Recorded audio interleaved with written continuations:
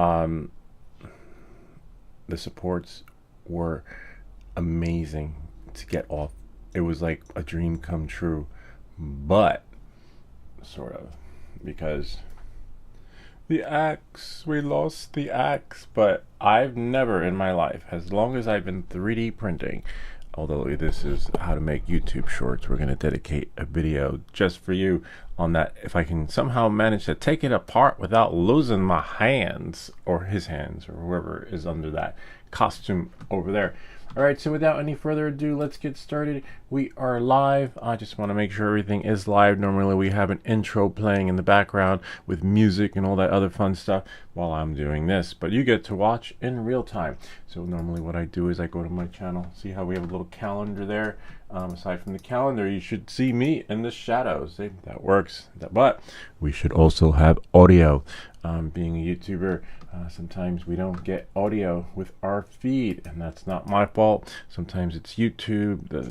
I just built a budgeting app with Base 44. And just like you, I have to watch commercials too, so don't worry about it. You know, I'm not immune to the experience, but we provide the entertainment.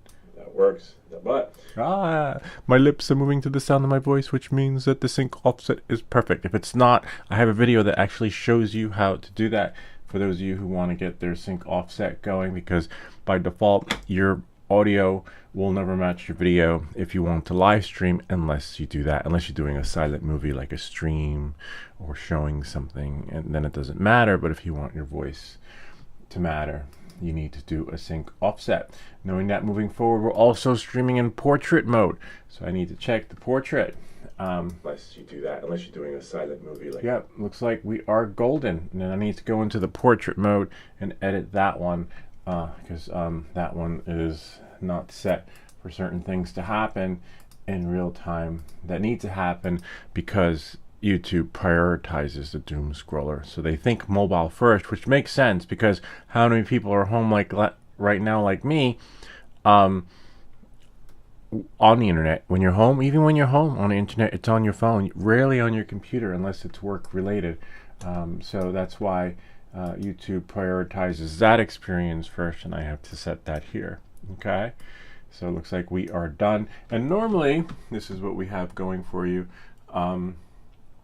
when we do this behind the scenes. So we'll play something like this, and that's as well.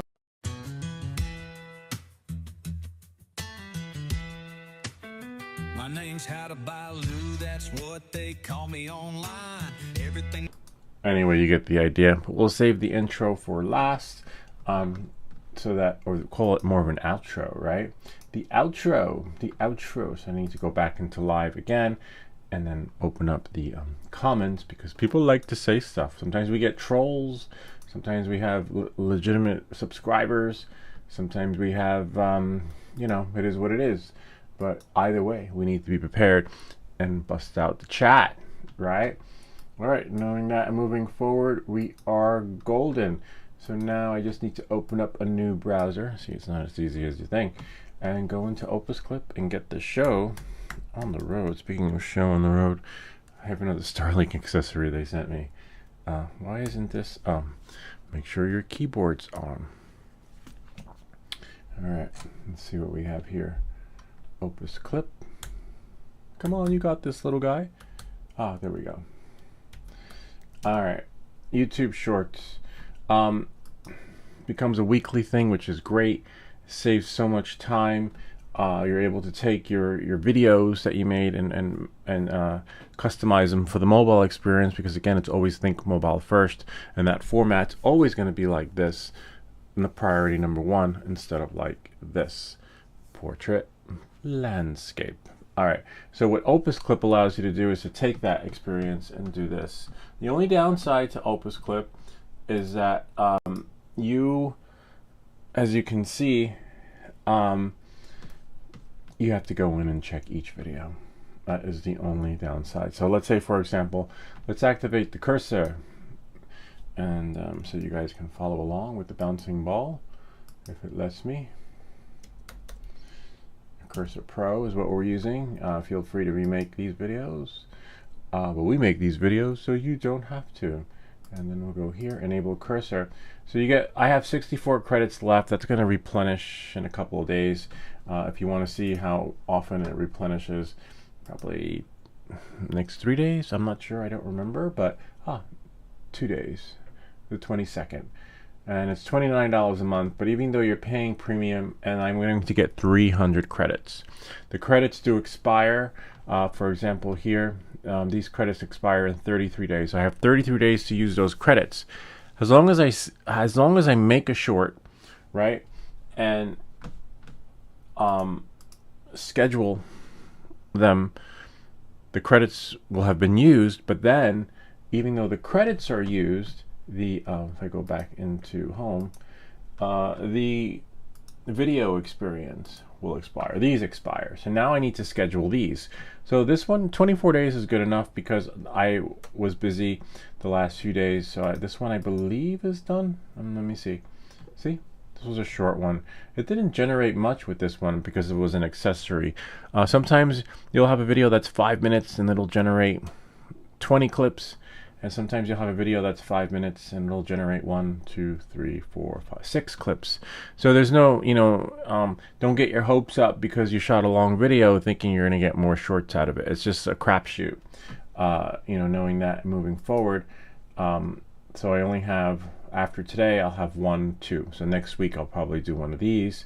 One of them is really long. I did take a live stream and converted that into a short. That one gave us almost 50, which is pretty good too, but it doesn't really matter because you still have to go in and check each one. So all these are scheduled. So it looks like we might have 2 left.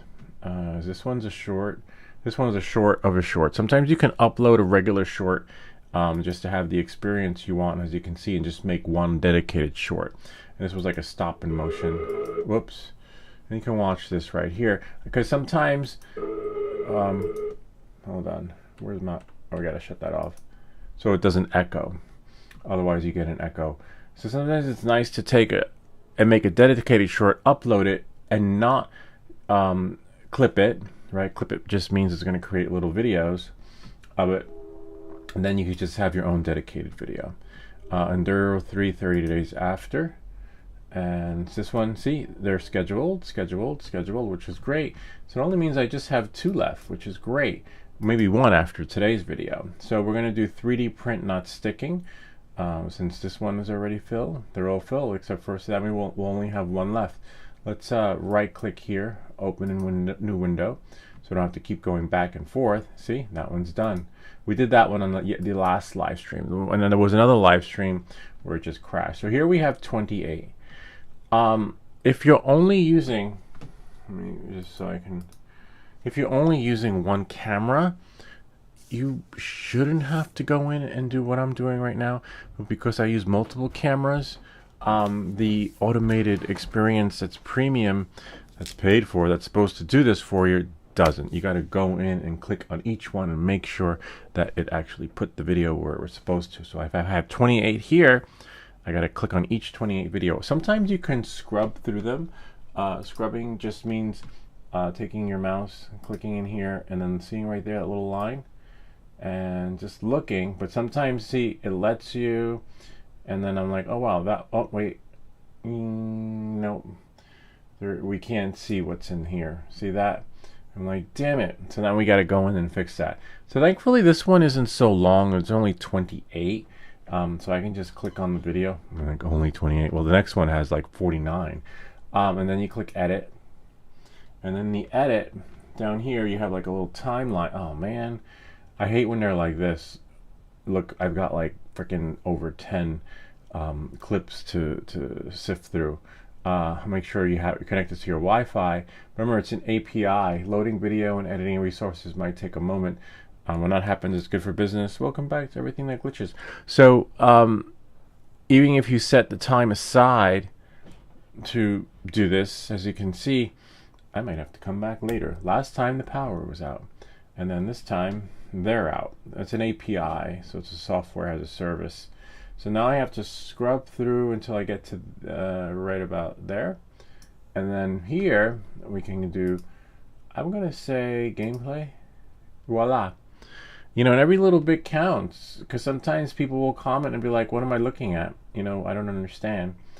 And that's how I found out about it. I was like, you know, sometimes you get trolls. I thought it was a troll. I'm like, what do you think you're looking at? A YouTube short. Welcome to the world of YouTube. And, you know, before I make comments like that, I double check, you know, because if it's a troll, I'll say something. It's a YouTube short. But it was a legitimate user wanting the full experience. And I was like, oh shit, how'd that happen? I have premium service. Yeah, good luck with that. So you're paying premium price, but the channel pays for it. But you're not getting premium service because, as you can see, I gotta go in and do. Thankfully, this was a quick scrub it up. But then we save the changes over here for those of you who are in Instagram mode. Save it, right? And then once it's saved, then I can go. See, this one's processing. I can make it a little bit smaller, so that everyone can be part of the show. So as you can still can't see. Hold on, I want to work in one window without having to move it around. So as you can see, this one is processing right here. But now I still have 27 more to go. So don't assume just because it's at face value, like, oh, I know myself, I see myself, that's got to be a good video. Let's just schedule it. No, it doesn't work like that. I wish it did. And even if you can scrub it, sometimes it skips, see? Like, oh wow, okay. But I see, I just saw right there. Nope. So now that you know the process, we'll just talk in the meantime. I'll keep you guys entertained. So anyway, we started printing 3D miniatures, and special thanks to Swedish Forge, one of our viewers / subs, who has provided us some amazing STL files. For those of you who don't know what STL files, try fit. STL files are files that allow you to send to your 3D printer so that you can print, see, oh, the fish is there, that's fine. Anything you want in plastic. You know, some people are for it, some people are against it, some people think it's bad for the environment. As you can see, we're having fun with it, you know, and the kids like it. And even if it is plastic, you can always recycle it, throw it out with your recycling in the recycling center. Gameplay doesn't really work, so in this case, let's do fit. And usually we print things average size, right? But average size to someone like Swedish Forge is almost like human size. He went from, his specialty was printing stuff like this, right? But in freaking life size. But then he started to change and do a redirect and print stuff in small size. This is me, I like small. This, for me, this is big. Like literally, this is just too, if you follow me, the average size of a figurine I would print would be about this size right here. But then you go smaller. But to go smaller, it's a whole other art. And thanks to Swedish Forge, we were able to figure out how to do this. I can't wait for him to come online because, well, I still have to take one off the printer. I have one on my printer. But the trick will be trying to take it apart without it coming apart. And as you can see, I have one in my hand, but we lost a lot of the detail. I was so excited. I was like, oh my God, I'll just rip it off. And yeah, good luck with that. But they came off without needing me. I had to use pliers, but it was just, no, I don't just like the time I need to edit. It was so seamless. It was so effortless that I was just blown away by it. So I'm just gonna, oh nice, one line. Looks like we'll be done in no time. Too bad there's no X somewhere over here that allows you to just exit out. So you just click on the arrow and right here. I might be able to scrub these from the face. Oh man, no, I can't. I spoke too soon. I was like, I'll just scrub it from the top. But why don't, it's so weird. There's more here. See, I'm looking at something. Let's see what happens if I do gameplay. If I do fit. No, I'll just do undo. Yeah, it's a little bit of a bummer because I see something there, but it's not showing. But that's okay. Right here, there's one. Sometimes that happens. Let's go to fit. and then scrub it up dub. Nice. And then I could save changes. So we're doing pretty good for the starts, if you ask me, because not a lot. So there's processing, the last one. That's how you know. Sometimes if you lose track, where am I? Just look for the one that's processing, because it does take a bit to process. We could try scrubbing this. Ah, damn it. See? It's a bummer too, because people love their shorts. People, you know, have imaginations, and they know when something's missing.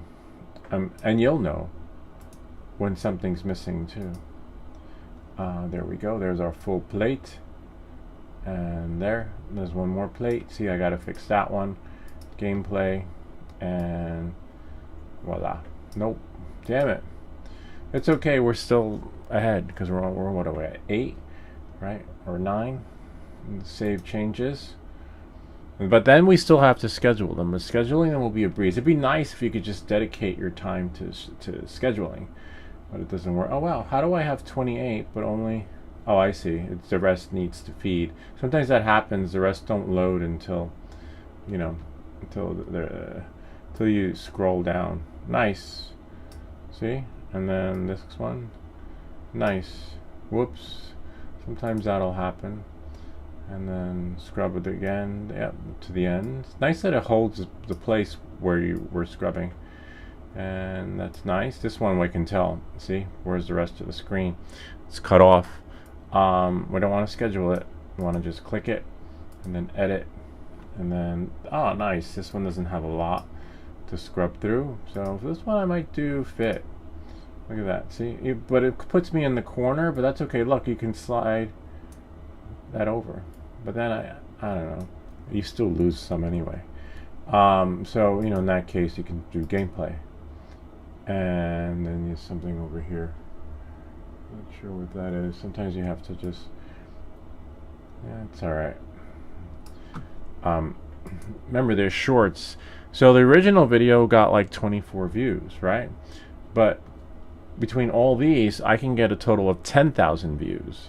900 here, 600 there, 100 there. So, you know, it adds up, which is really interesting if you ask me.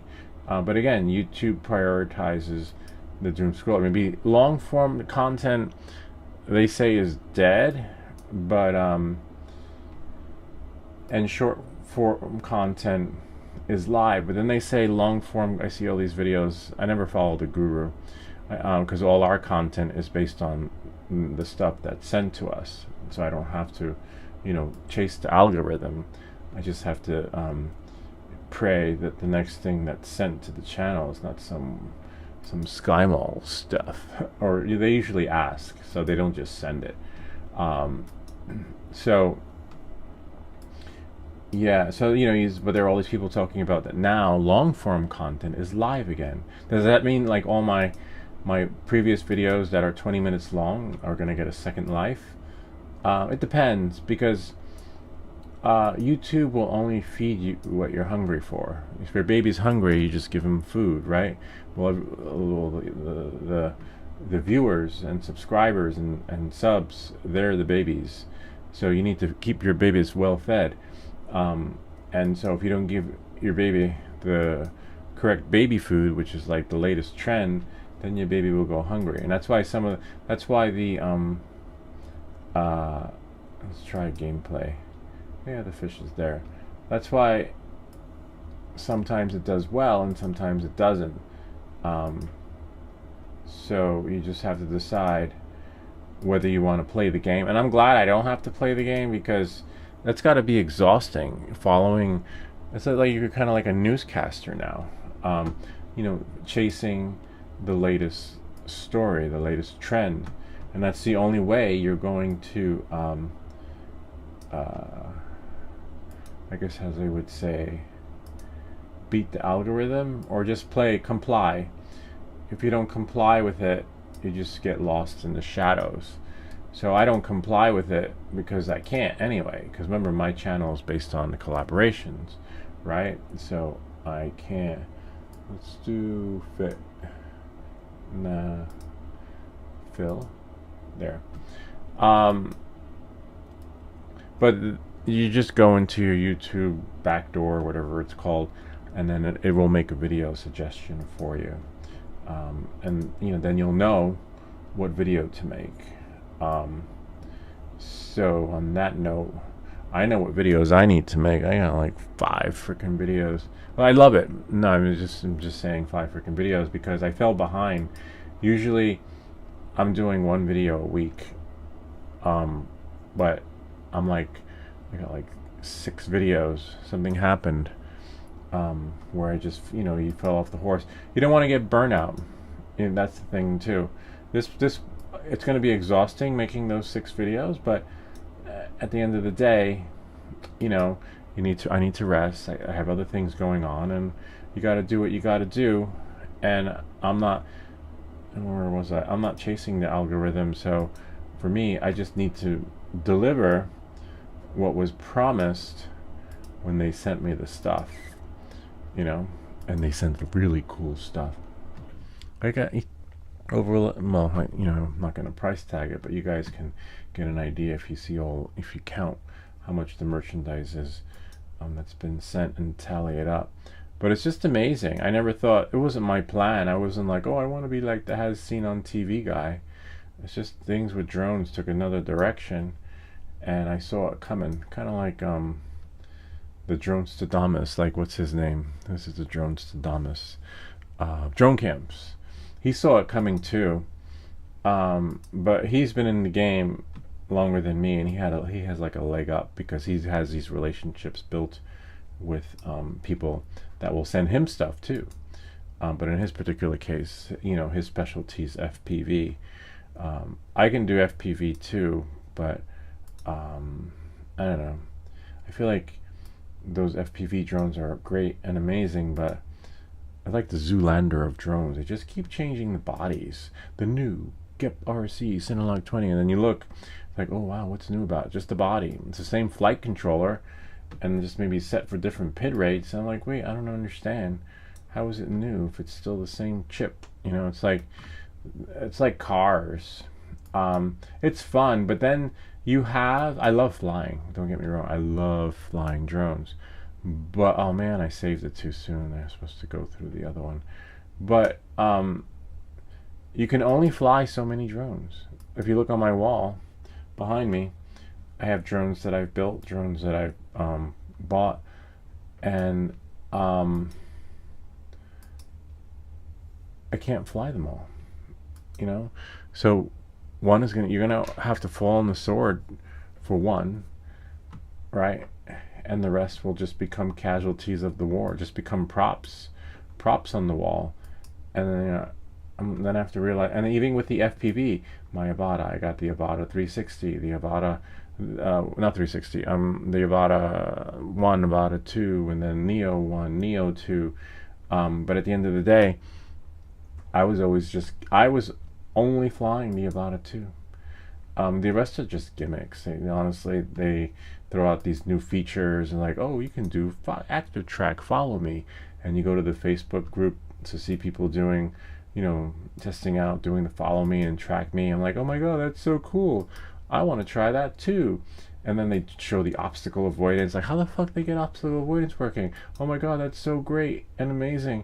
I want that too. And then you go and you buy the drone. And then you try it, and then you wind up crashing it. That actually happened. I went to the DJI store. When I went to the DJI store to buy the Avata 2, this was recently because I sold the other one and bought another one. So it was to get Care Refresh. And there was a guy in the store. He bought the Mini 5 Pro like 3 days ago, and he crashed it. He was trying to see if they would retroact his sale to add Care Refresh on there, because New York City DJI store has their own version of Care Refresh, and I guess they were talking with the owner, who's David, to see if they could do that, because they feel bad for the guy. I don't know what happened, but I was like, good luck. But anyway, I was like, how'd you crash it? I don't understand. It's a Mini 5. He's like, well, I was doing a follow me, and the follow me, supposed to have obstacle avoidance. It crashed into a tree, and then it fell from the sky. And I was like, oh wow, And I was like, that happened to me once with one of my Mavic drones back in the day. I was doing the follow me. I was like, I put it into active track, follow me. And I was like, okay, here we are on the property. And then the drone was following me. And then all of a sudden, the drone crashed into the house. Thankfully, this happened during a time when there was Care Refresh and DJI had it. And now DJI doesn't have it anymore. But, you know, point being that shit don't, a lot of those features don't work. They're gimmicks. And I have support tickets with DJI and now with my Mavic 4 Pro because the what's it called? I forget. Oh, POI effect doesn't work. And they're like, try this, try that. And I'm afraid to use the POI effect because of this. You know, I'm afraid to use any of the features because they are never consistent. They're there, but they're not there. And sometimes you'll go into the forums and see other people having similar issues or other people having newer issues. They're like, what, POI? That's nothing. I can't, my drone is wobbling after the last update. So it's a crapshoot. And again, even if you're going to do something like a POI or whatever it is, it's nice for B-roll footage. But FPV is still like king. FPV is amazing. When you fly with the goggles, it is phenomenal. Feels like you're there, first person view. Again, the only downside is that you need a spotter. Ken is my spotter, and I spot for Ken, and we just have to, I haven't flown FPV in a while because Ken's been busy. You know, we have to just coordinate.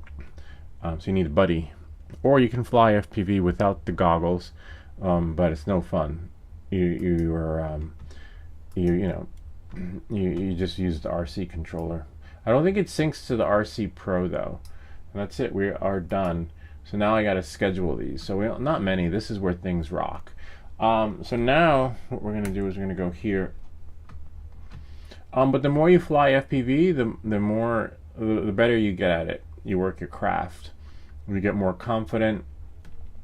And you you just become that much better of a pilot because it's a nail-biting experience. I'm just going to the calendar to see when the last post was, which is June. I'm going to be 3 weeks into June, which is amazing. You want to be 3 weeks into the next month, even 4 if you have the time, so that you don't have to dedicate every day or every week to this. You could chip away if that's all you got. You know, do a little bit at a time. But as you can see, I have until June 15th, right? Which is great. And now after today, I might have it until June 17th. And then next week will probably be finished by June. I don't know. We'll see. So I have 6 here. Scroll down. And 9 a.m. June 14th. So now I can close that window. So the next one is 12 p.m. June 14th. Okay? So I just click on the calendar. Now you can schedule it. Okay? Click on select time. Go to June 14th, and the next one's 12 p.m. Too bad I just can't put a p.m. here, because you just have to scroll through. And then it's right there. It doesn't get more complex until you get to like later hours. And then schedule it. And then June 14th, right? If you forget what time it was. What time was that again? See? 12 p.m. It says it right there. I'm not sure, 4 p.m. GM time. So now the next one is, for me, this is my schedule. The next one's going to be June 14th. Whoops. June 14th, 3 p.m. You could do one, if you like. There's no rhyme or reason. 3 p.m. So I got to scroll to 3 p.m. I'll share it with you in a second. There's no rhyme or reason or secret formula. I'm not the guru. I'm not like a post every day at 12 a.m. and your channel will go viral. But not only that, if you call now, I'm going to send you my package, right? It's a value of $500 that you'll be getting for free. Nah, yeah, I don't know. I'm not buying it. Anyway, so the next one is 6 p.m. Some of them do have some interesting information, but there really is no secret formula. To some there is. I believe the secret is like when you make your video, hold on, June 14th, 6 p.m. I'll wait until I get to the next day. 6 p.m. See? And the next one is 9 p.m. June 14th. See? June 14th. So we're on a roll. June 14th, 9 p.m. So now I just got to go to 9 p.m. And let's see, 12 p.m. Too bad it's just too bad they just don't put a regular, like just put 9 p.m. and I can choose a.m. or p.m. Right? That would be so much easier. But then people would probably forget, thinking it's like 9 a.m. but it's actually p.m. And see, and I can do one more. I'll do 11 p.m.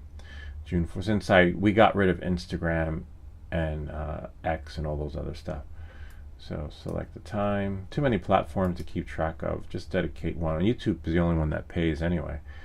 June 14th, right? Do 11 p.m.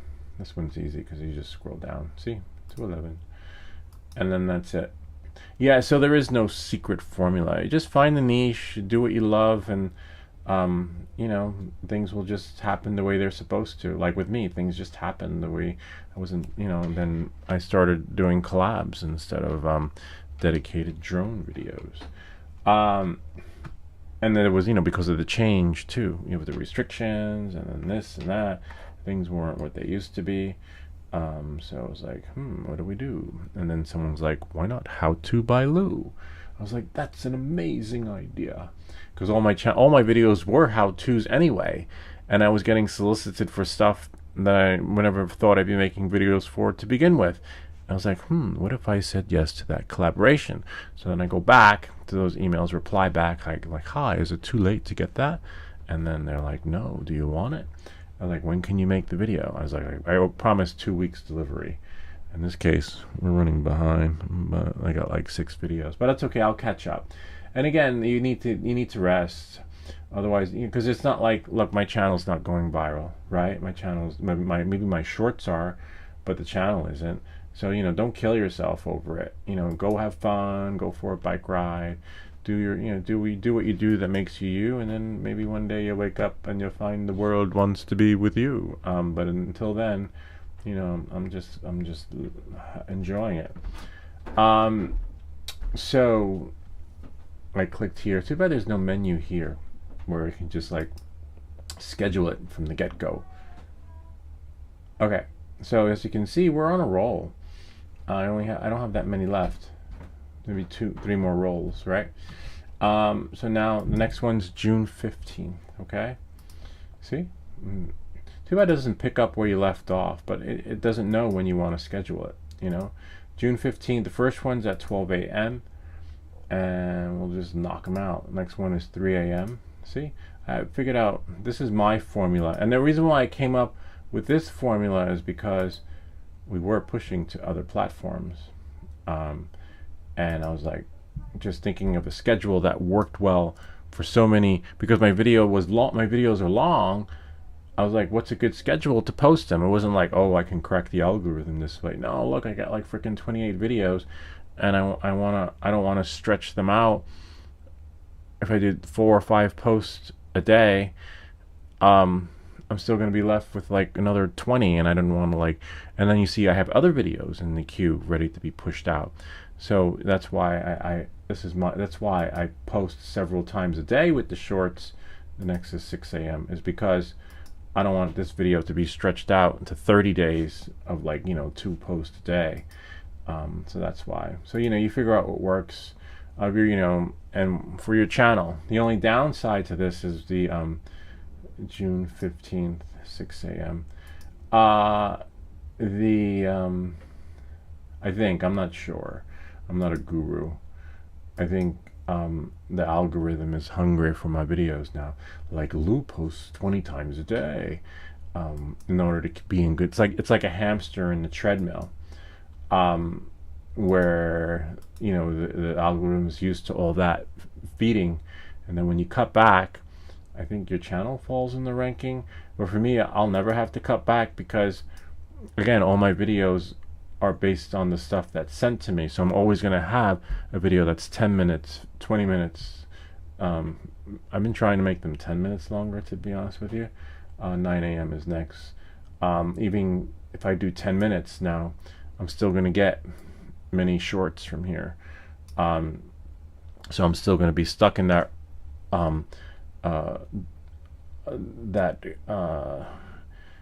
maintaining that consistency of having 16 shorts push a day, but that's only because of the content I'm generating. But I noticed my video editing skills got better, which is great. So if I continue to make 10 minutes or 6-minute long videos, that's fine. I'll just rearrange my formula, right, to how I'm posting. Next is 9 a.m. How I'm posting daily. I'm scheduling these, and again, for me, it's fine because I'm not chasing the algorithm, right? So I can sleep well at night, thinking like, oh no, I didn't have enough videos. No, I'm always gonna have enough videos. But for someone else who's chasing the algorithm, they're gonna be like a hamster in a treadmill. Well, I am too, but to the extent where I'm just trying to keep up with my collaborators. Whereas when you're caught in the following the trend, next is 12 p.m. Hamster in the hamster wheel. It's more stressful. It's not as relaxing, and you can't really enjoy it that much. Because with me, I'm like, I can't wait to use it. I have to figure out where am I going to go to film this. Next one's 3 p.m. Where am I going to go? Do I have enough gas in the car? June 15th. Can I make it there in time? June 15th, 3 p.m. Stuff like that goes through my mind. I've done early release videos. Hold on. Where I went out, and I think when I bought the Avata 1 or Avata, one of the Avatas, I don't know. So I bought one drone because it was the latest. I think it was the Neo 2. Yeah, I bought the Neo 2 when it first came out. That one wasn't sent to me, and I was like, oh, that's so cool. I just got the Neo. I'm going to beat the algorithm, and my channel is going to go viral. Next one, 6 p.m. It's going to be great. I got it when it first came out. Nah, it didn't work that way. I got like 20-something views on the video. And it was then I knew, oh, wow. So just because it's new and it just came out doesn't mean, and you go get it and make a video on it, doesn't mean you're going to go viral. Confirm and exit. So yeah, that's why don't chase the algorithm. 6 p.m. You can. For some people it works though. Some people have success in it. I just can share that I did it once and never again. And then I went into the YouTube studio to have it suggest a video for me, because there's a part where you can go to on the left hand side, and it'll say this is what we recommend you do. I was like, oh wow, okay. So it's gonna help me, get the views I need. Nah, it doesn't work that way. I'm not sure. Maybe I'm shadow banned. It's hard to tell. You could tell, but then I asked them. I was able to ask if I was, and they said I wasn't. So it's just they haven't pushed the channel to cater to the 8 billion people on this planet. It's like I think it's in like a little bubble, like its own little biome. Next one's 9 p.m.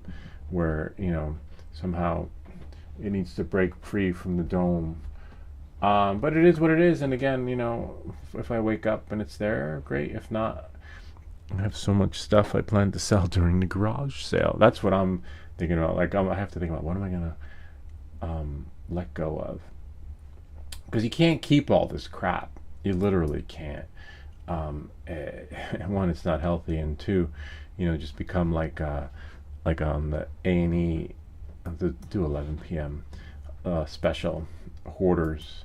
You're like, how did he get all this stuff as they're climbing in and trying to get into the other side of the house? We'll do 11 p.m.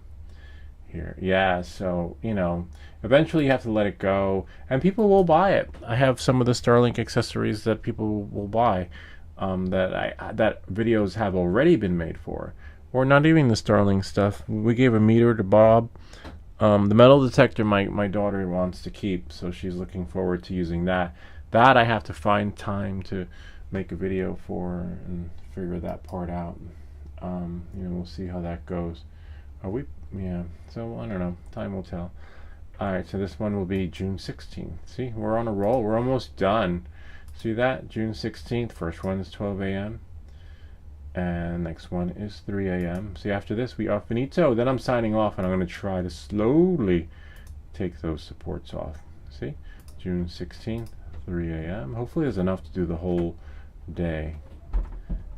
6 a.m. and June 16th, 9 a.m.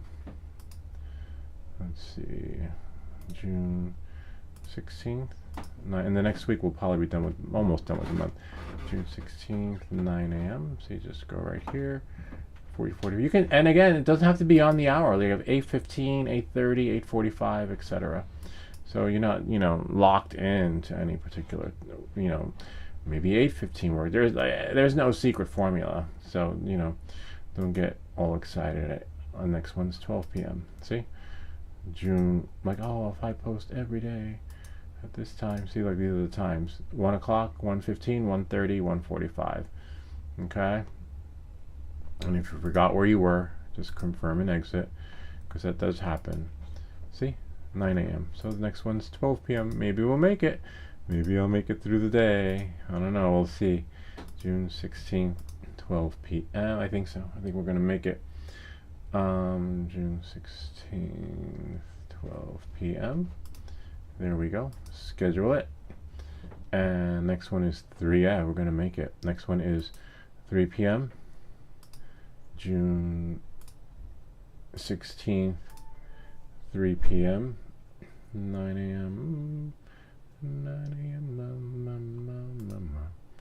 Oh, 2:45. I accidentally hit it. That's not going to make or break the deal. It's not going to. Well, if I post at 2:45, I'll get 1 million views. And even if you do get 1 million views, you know, doesn't mean the next video will be that successful. I have a video that I think has over 300,000 views, but I still have like 8,000 subscribers. But chase the views, not the subscribers, because that just goes to show that you could have 8,000 subscribers.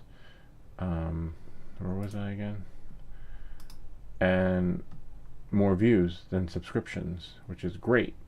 You know, just goes to show, don't chase the subs, chase the views. And I got lucky with that one. It wasn't like, oh, I want to do this. On a lot of videos I make personally, like if I'm not doing a collaboration, June, what was it, 16th?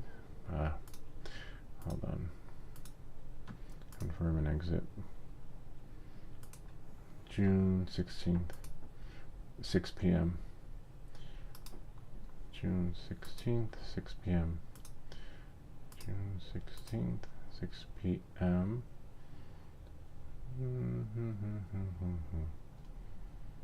6 p.m. Schedule it. And then June 16th, 9 p.m. June 16th, 9 p.m. Nice, we made it through the day, but we're a couple stragglers. June 16th, 9 p.m. We'll do 11 p.m.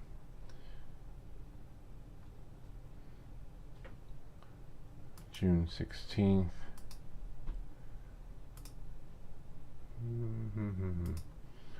June 16th, 11 p.m. There we go. And the next one is June 17th. 1 second, I'll finish with you guys. So June, select the time. The first one's 12 a.m. June 17th, 12 a.m. And then we have June 17th, 3 a.m. June 17th, 3 a.m. Time goes by so fast, literally. Before I know it, they're like, oh, he's a month in. Yeah, I'll be a month out if I don't keep up. June 17, 12 p.m. to 12. June 17, 12 p.m. Don't worry, I know, hold that thought. I'll continue. June 17, 12 p.m. Then we have 3 p.m., 6 p.m., which isn't so bad.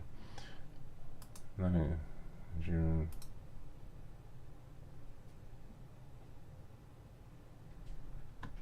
Maybe I'll bump one. Hold on. June 17, 12. They'll just do 3, 6. I was going to think like 6 and 9, but that's okay. June 17th,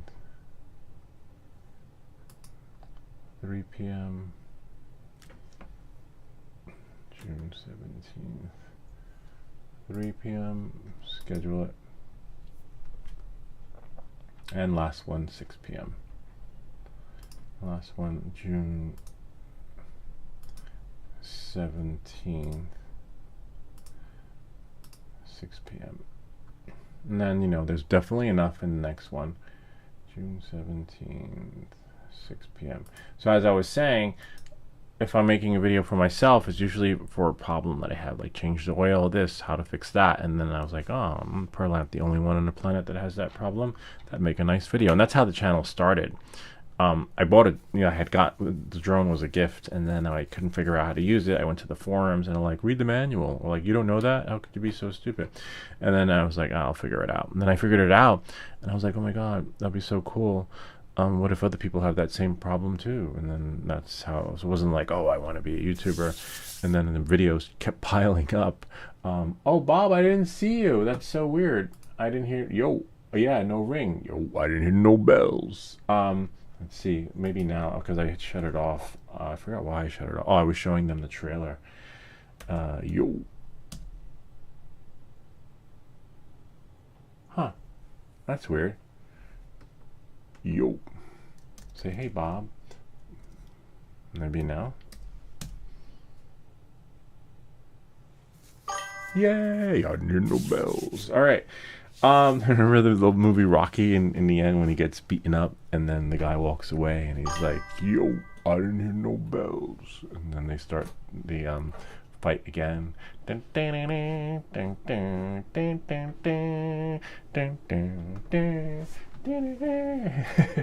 can't play the music because you get copyright strikes. Hey, good to see you, Bob. I got some more. Let's check out the new collaborations. They sent the meter. This is our original meter. So we're done with the shorts. That's how you do it. We'll schedule the rest for next week. But as you can see here, if we go back home, if we click on this one generated 49 clips. I gotta go through each one too, Bob, because look, it's like, oh my God, that looks like a good one, right? But no, it's not showing. Like, oh my God, that looks like a good one. Nope. I can tell you right off, that looks like a good one. So just because you see yourself doesn't mean it's good to go, because I'm just going to show them this and then catch up with Bob. If I click here and then go to gameplay, now you can see what I'm doing. I got 49 videos I got to scrub through to fix that shit. And I paid $30 a month premium for AI to take care of it. AI is not there yet. I'm not going to save the changes. I'm just going to go back. And then we'll save this one. We'll do that one next week. Next week will be a longer one. How to make YouTube shorts. Don't get your panties in the bunch. Yeah, so look, Bob. So hopefully this helps you how to make shorts. Again, we're back weekly, making our shorts, putting, you know, and just pushing along, always trying to get 2 to 3 weeks in. But just because we're 2 to 3 weeks in, next week will be a week out because we're always catching up. But at least you're that far ahead, so you're not never a week behind. Anyway, and that's pretty much it. Another longer delay. Yeah, I did delay. There's a delay, the delay. The meter we saw. We're gonna use I have to record today some video. Like 3 minute. Holy shit. No, that's crazy. I'll have to ask YouTube. But check this out. Let me go into the settings. Hold on. Let's go here. Let's go to How to by Lou. And then we'll click Go Live. You know, you can go live. We tried that once on one of our streams. You could go multiple lives at the same time. I always wondered how they did that at the beach. They had a dash cam here, the damn camera there. Let's see. And then if we go to analytics, stream health is excellent, man. We are good to go. That's that's never happened on this channel. Stream health being excellent. What format is he in? Oh, yeah, he's in regular format. Okay. Yeah, 3 minutes. I can't. Yeah, I don't know, Bob.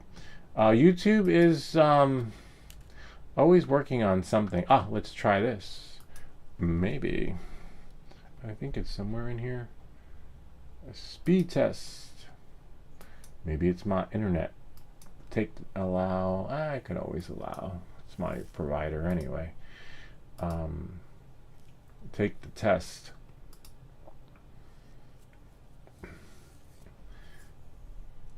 It's amazing how the speed test takes forever to boot up, even if your internet is fast. See how fast your connection is. And ready. My download. Oh, well, yeah, I'm almost at a gig download. And let's see my upload. I tried to upgrade my package too. Upload's pretty good. Wow, almost a gig upload. But remember, it's the router, so you need it for your device. So don't get too excited. And then it has to split that. Swedish Forge, what's up? Oh my god. Swedish Forge, the supports are amazing, but I'll share with you in a second after it gives my device. Let's see what my device is. Preparing for your device. I've never in a million years had supports come off so easily. Yeah, so we're still good here, even though it's splitting the connection, probably giving the 500 to her upstairs in her meeting. Yeah, so no, we're good. So it's not my internet. We can just close that out. The stream health is excellent, which never happens on this channel. Let's see what the portrait mode folks get. Oh, I said hi. Hello. Hey, bro. I hope you have the best day. Thanks, Storm Sergeant and Maloney the Second.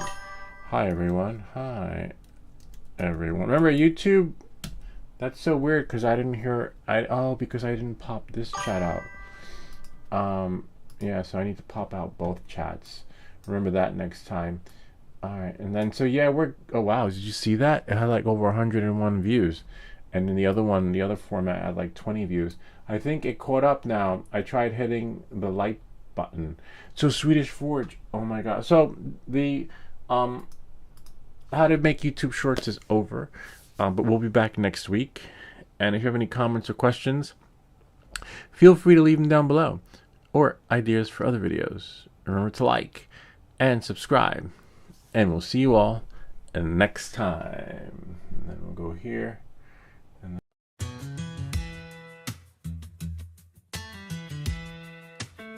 My name's Alright, now that the show's over, we can continue. So yeah, the supports came off so easily. I was like, oh my god. I was so excited and nervous at the same time that I broke the axe. And then I tried to melt the axe back on. Good luck with that.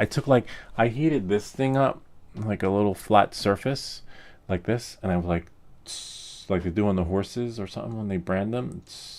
And then I did it to the other side, got it hot, and I tried to put it back on. And then the whole shit it caught fire.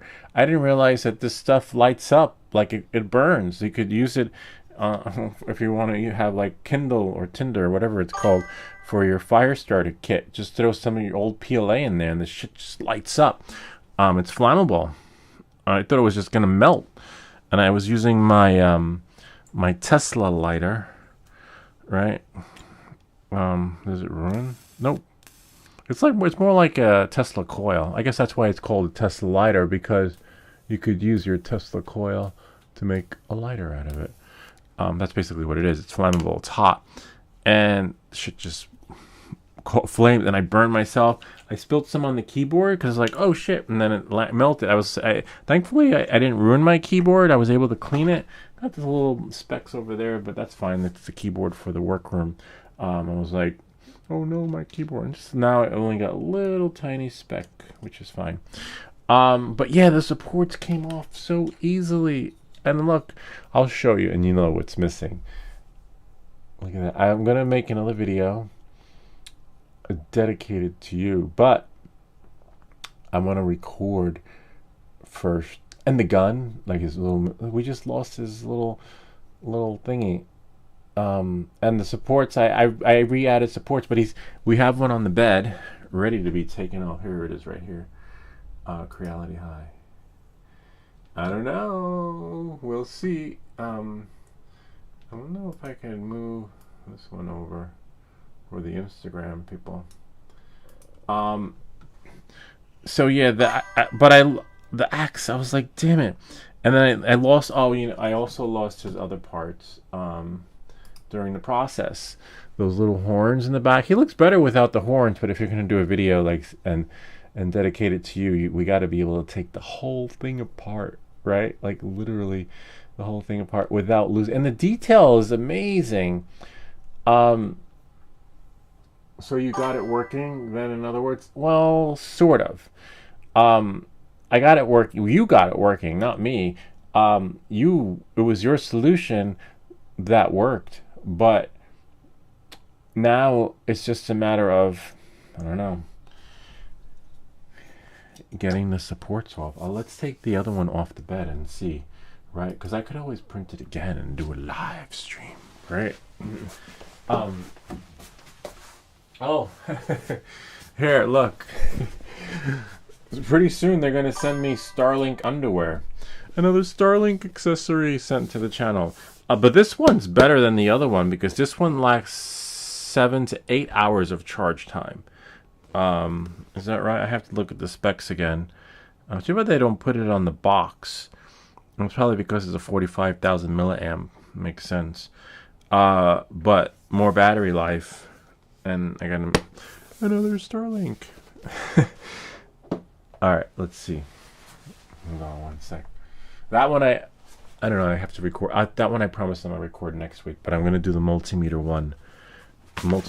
Today. I did the lights last night, so that one should post, and then I should be almost caught up. Then I have the metal detector, and then anything else. Octopus arms are the octopus arms. I did what you said. I followed along, but it's tricky.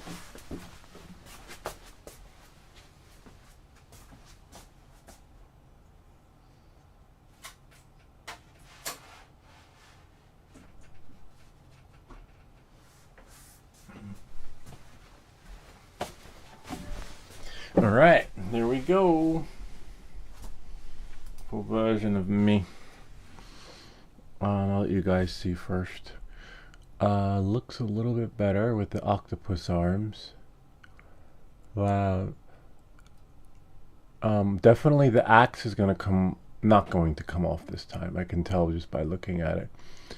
Got so much better. But it's the rest. It's like, and I had to there was like some stuff happening inside, in between his legs, like in below the cape. I don't know if you had that problem too, but I think this is going to be a success. I think. I don't want to get overly excited, but I am. And the bottom part, this part, those antenna thingies, the way the supports were just holding it up like that was just phenomenal. And as you can see, I only lost the axe, which I'm not going to lose the axe on this one. Well, you can't really say that because you just don't know. Maybe I'll leave the axe for last so it doesn't accidentally come off. And then the bottom part, it just came right off. The only issue maybe you can answer this question: why printing it at this angle, the 45-degree angle, the supports come off easily, right? But since he's the creator of this, but why, when I have so many I printed, I have 1, I have 2. I have 3. I have 4. Oh, the 4th one. No, it's the one. 4, 5, 6, 7, 8. Around 10. Not a clue. Yeah, 10. But why is it? And then finally, we were saved. We're saved. Swedish Forge saved us. And he was like, try this, Louis. And then, why is it if I print them on his back, the supports won't come off? They're stuck on like glue. Like literally. I could like, look, it's not moving. But then again, they weren't your settings, so that would explain why anyway. But what if I print yours on the back? Will that work too? But anyway, at the 45-degree angle, oops, it's amazing. Yeah, I think I'm going to leave the axe for last. Axe or ask? Axe. I remember I knew this one girl. She's like, I like it when a man axes me out on a second date. I'm like, no guy's gonna axe you out on a second date. She's like, what, you think is some sort of Casanova? I'm like, no, just it's not possible. Because if he axed you out on the second date, you wouldn't be here right now. You'd be chopped up into little itsy bitsy pieces. Come on, sugar, we're gonna axe you out. It's ask, not axe. Anyway, you get the idea. So I'm going to leave the axe for last. But let's ask Swedish Forge and see what he suggests. But I think this is just going to be phenomenal. So for sure, the axe can be salvaged. But the other thing, what did he call it? Whoops, look at this one. Called it octopus arms. Hopefully we don't lose the octopus arms. You the first time you're definitely going to lose the octopus arms if if you've never printed it before and you don't know where things are, and then you'll accidentally snip them. In our case, we know where they are and we can follow along with the with the picture, with the STL file. You could leave your STL file open, but even if with the STL file open, you got to be so careful. I'm afraid to take it apart. Maybe I'll just leave him like, oh, we can't. I was like, maybe I'll leave him like this and stand them up, but you can't because he's at 45 degrees. So knowing that, moving forward, maybe we try taking them apart now. You print them on his back, the supports get stuck more. Okay, yeah, that makes sense. Thanks, Bob. The wind title there's not fully glued together. That's my guess. Yeah, he's right. Damn it. But it was so nice printing him on his back, and I was like, oh my god, this is so cool. I'll just take the back off, like we did with Our Lady X23, but no prints are ever the same. Take it apart bit by bit. Let's do that. Right? And then, wish me luck. Samsung me stuff. Alright. This video, and then I could just do an intro. I'll be like, hey there, welcome back, guys. This video special thanks to Swedish Forge for giving us a secret formula on how you too can print miniatures. But in order to do an intro like that, you gotta be able to take this apart. And even if I break it, I'm gonna print it again. And then I'm gonna keep printing it until I could actually get the perfect one, right? The one which will replicate, autocorrect, take it apart bit by bit. You can also slow down the speed. It will be better. Yeah, but honestly, look. Even though we slowed down the speed, the detail is amazing. Like, how much better can you get? And for me, I'm not like, this is better details than the face of X23, because one, it's a miniature, and the details are so amazingly refined. All right, so, but yeah, you can. I saw that in the other guy's video too. He was like, slow it down to get the details, but I'm like, I don't get it, because see, that's where things can break. So he said you have to take it apart slowly in caps. Sometimes the gun, interesting. Yeah, the gun's definitely coming off. Not off like breaking, but you have to be careful too. I wish I had like a spotter, because sometimes you have to hold it so the pressure of the snips don't break it, you know. I would definitely use those settings for Nova. What was it, Nova? A Savage Planet, the spaceman that we have in front of us. Just because those supports were a pain to take off. I might try that. I might do Savage Planet and Wally. But honestly, whatever these things are called, Fat Games or whatever, these figurines, they got too many accessories. Like literally, like just too much going on. Like if I was gonna go to war and wear all this crap and be Mickey Mouse dolled up, I'd be tired. I'd be exhausted from like just carrying all that shit. So you know, realistically, they must be like some sort of superheroes because, or no, not really superheroes, because if you ever go to the museums, the knights in shining armor, they had more stuff to carry too. So you see the gun, this would never have happened before, but I need to start from here. See, and sometimes it just snaps and you have to be careful there. And I don't know, this is where we want to open the file just to make sure that we're not taking anything off that should not be off. Hold on, what is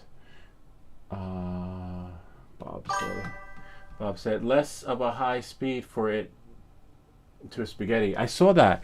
No, actually they were, if you Google it, they were saying that sometimes the slower speeds will cause the print to become spaghetti, because it's printing so slow and the filament's like too hot or something that can't catch up. But it also depends on the printer too. And it's messed up because I paid the $2, maybe I'll leave that one there, for those settings for the Creality High, and it didn't work. Swedish Forges, oh yeah, there is one there, interesting. See, that's why you want to have it open.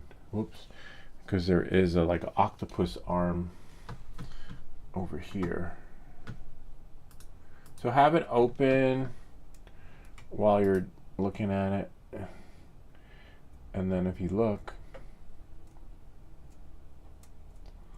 right over here, there's an octopus arm.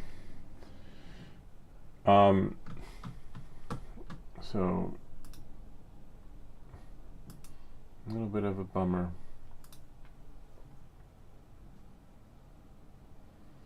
Oh wow, yeah.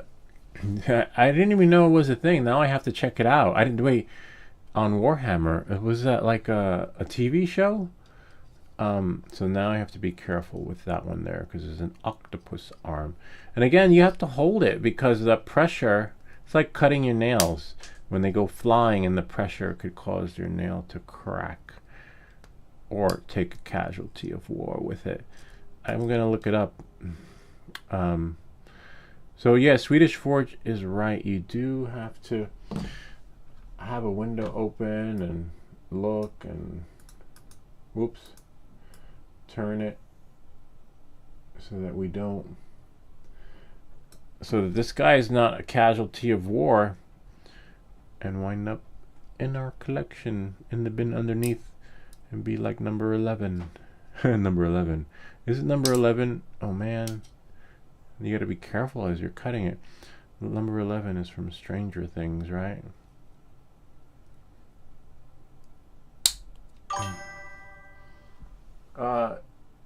You sound cut out. Anybody else? How about now? Yeah, the sounds, remember YouTube is glitching out this morning. Thankfully it's not me this time. Thankfully.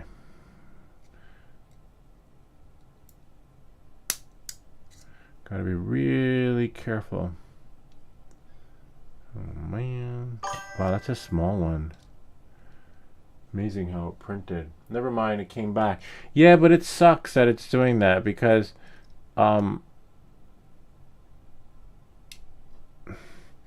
shouldn't, right? But the good thing that we know that it's not me. I just did a speed test, but it sucks because you're here because you want to see what's happening, you know. And I just wish that you could be part of the experience. See, there's the one in the back. You could feel it. Oh my God, it's not going anywhere. But you got to be really. This is going to be a nice YouTube short because it's going to get like 50 clips. Oh man, you got to be careful. And then sometimes if you flip the direction, the pressure will go the other way, which is good, which will allow it. And now I can get, since it's separated, hopefully it's separated. You really have to go in. This is like you're an archaeologist. We just found the octopus arms of the lightest creature. Yeah, so just to get this whole part off, and you want to make sure, remember the pressure from snipping it is enough to cause the whole shit to come apart. And sometimes holding the clippers the opposite way causes the pressure to go in a particular direction you don't want it to. And then if I could just send the link, if you have one, to other cutters that could be used for 3D prints. These are the ones that come with it, but I don't know if there's like a better one, you know, designed to like keep the pressure a certain way so that when you're clipping it, one way brings the pressure down, the other way brings the pressure back up. Maybe there's one where it applies the pressure so it's just centerized, right? You know, and so it just cuts it without that pressure. See, we're just chipping away at it, and then voila. But remember, these are the settings for this one. Can we shrink the big ogre to like 120 Swedish Forge and then have the same results, or this experience is this isolated experience where it only can be applied to this guy? Because I'd like to print that ogre too. That would be cool. Because like I was sharing with people on the last time, like just because we did this doesn't mean like we'll be able to do forever miniatures. Sometimes those settings are for that one particular experience, or who knows, maybe it's for the miniature world experience, but I don't know, because this solution was given to us by Swedish Forge, and hopefully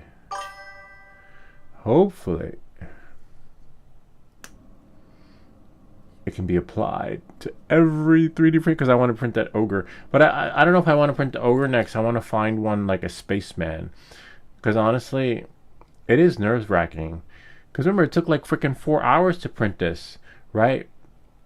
Can you imagine if I had him on special order? It was like, okay, Bob, we're going to send it to you. Just pay $29.95 in shipping and handling, and we're going to paint him. And then I'm like, hey, this is Bob's. And then all of a sudden I'm taking it apart. And Bob knows his shit. Bob's like, yo, he's missing octopus arm. I couldn't send him this one, right? And be like, here it is, Bob. And he would, nobody will ever know. He'd be like, yo, that's not what I paid for. You know, so then I'd have to print it again. Unless I put it on eBay, right? And be like, for sale. Oh wow. See, that popped, but thankfully it popped, and it was like his little back shield thing. And you don't want that to happen with the parts that are like so delicate. And that's why Swedish Forge says you got to take it apart slowly and then have it open so we can follow along. Warhammer is really fun to print if you can get it right, Yeah, you did. You got it right, man. You got it right. And thanks to you,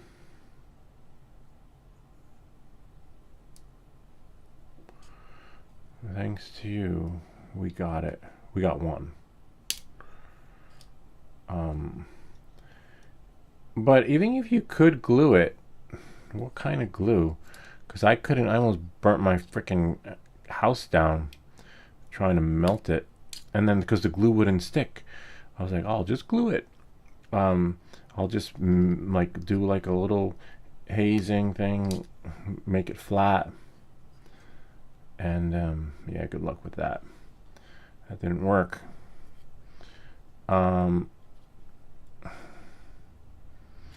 Now I think it is.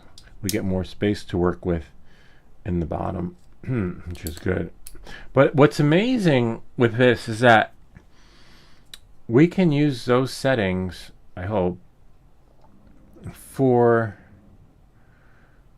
something else. You know?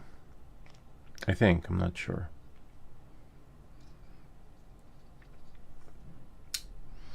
Like I was saying, Savage Planet. We're doing pretty good. But it ain't over. Not over yet. Oh, I see it. And again, it might look like I know what I'm doing, but I don't.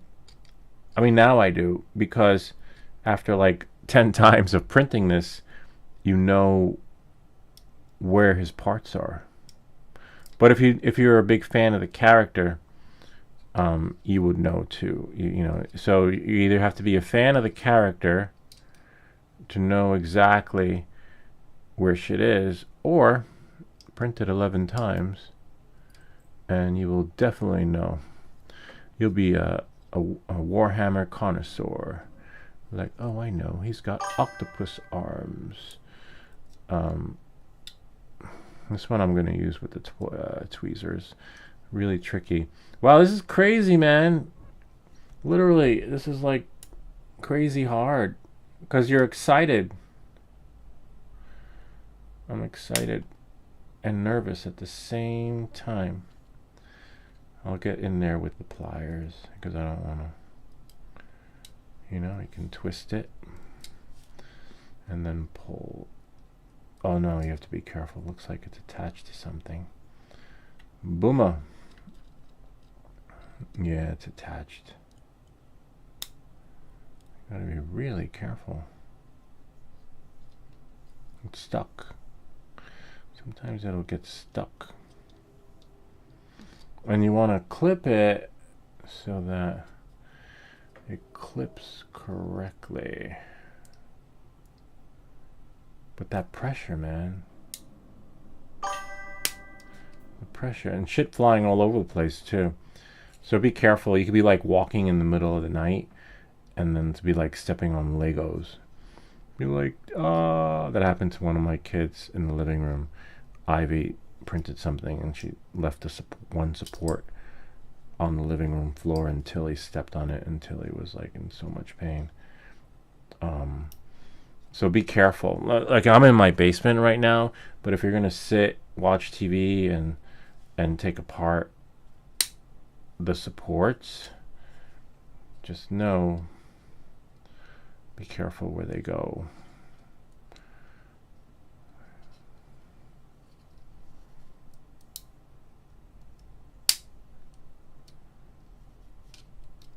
What's amazing is that,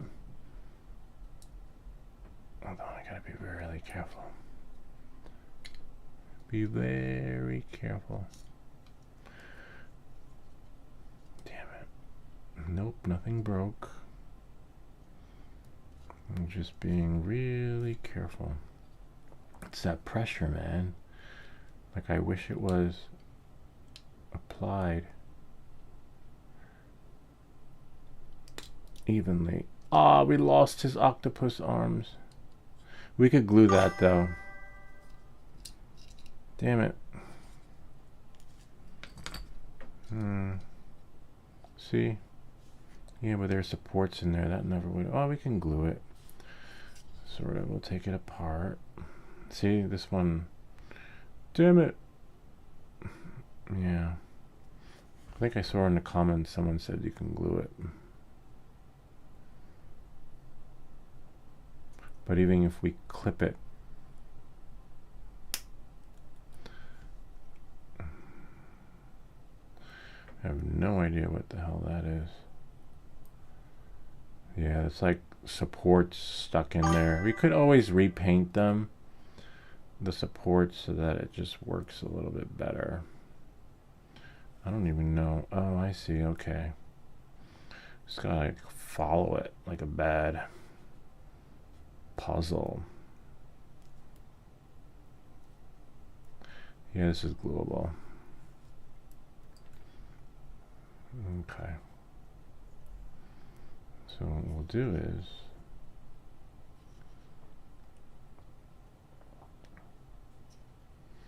I think there are supports there, so we'll leave that there. You gotta be really careful, because you can cut, you literally could cut the wrong part, like I just did. And then you're like, no, that's okay, we'll fix, that's fixable, because it came off like at the right part.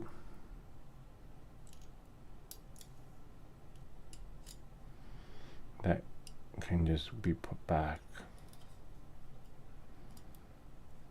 But not every part is like that.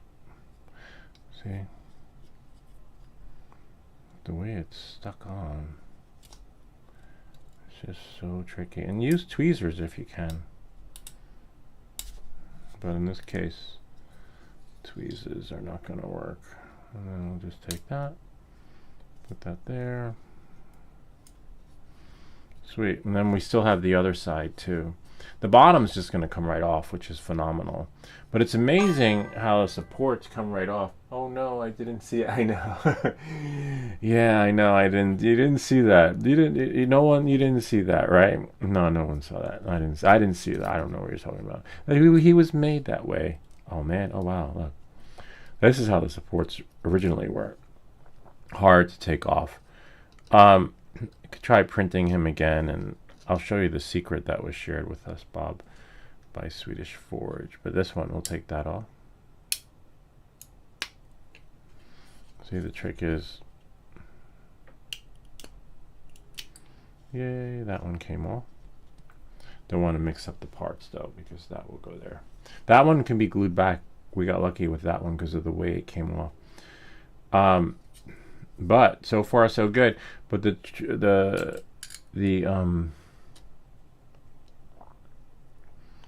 true test is going to be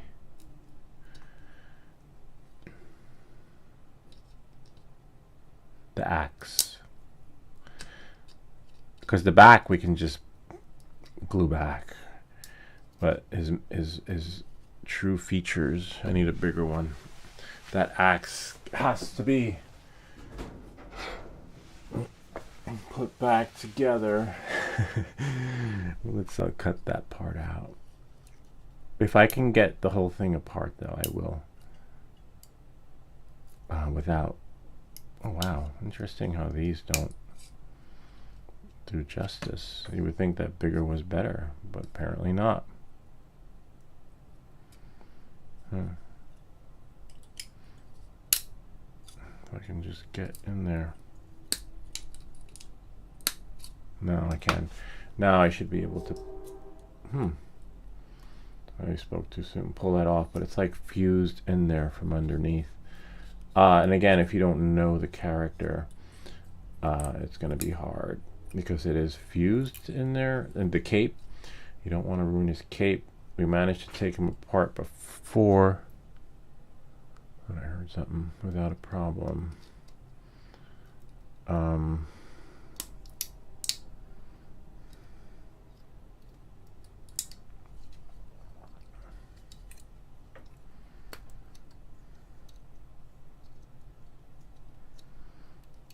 And sometimes you can just chip away at it. You know, just do a little bit. at a time until you can get in there. Like, carve away. And you can't pull it. Like, we lost part of his back not because we pulled it, but because we actually cut the wrong part. But I think I'm going to go in there and repaint that part that came off. See, and just carve away. I know that there's a cape under there, so there's no octopus arms or anything like that. So I know I can just keep cutting away until I get deeper down into the surface. But you don't want to cut off the crystals or whatever those things are shooting out. See? But it's kind of interesting how on this version, oh, I see. That's what Bob says. 3D print places are like Lego places, probably even worse. I didn't even, I remember back in the day when I worked in Soho, New York City, there was a 3D print place that opened up. And they were printing stuff in the background, but it cost a lot of money to have like an exclusive, some whatever it was, printed. And it was enough. People were paying for the store to be open and like have the machines running in the background. And then it just went to the consumer, to the homes, you know? And now everyone's got them in their home. And now when you go to the store to see a 3D printer, it's just on display at B&H at this, you know, like nothing running, it's just like you know, it's not a novelty item anymore. Like a flat screen TV. This one seems to be stuck. See, this is how you have to do it. But thankfully, if all goes well, we'll glue that back piece back on and be able to make that video.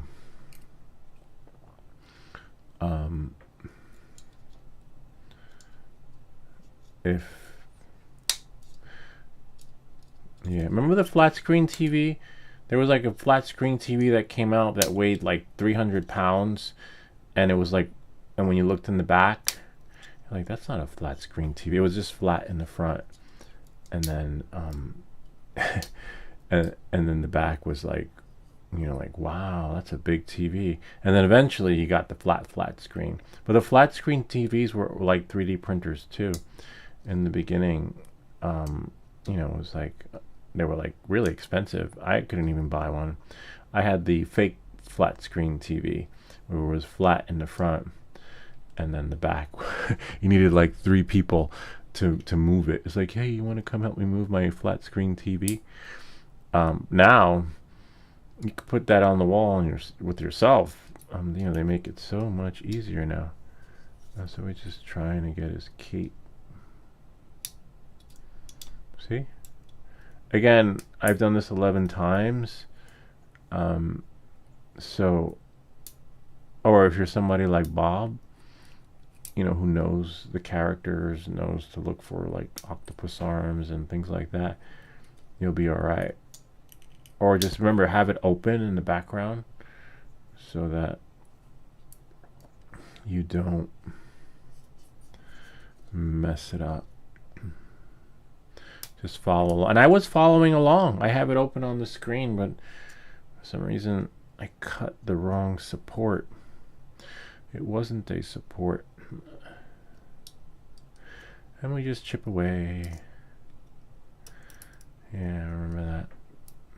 Now it's like that for 3D printers. One of my friends got a 3D printer for his kid. He got him a Bamboo Lab. But apparently it's a Bamboo one. I didn't know Bamboo made, because they told me they move it around. I didn't know Bamboo made a printer that you can just move around. You know, really interesting.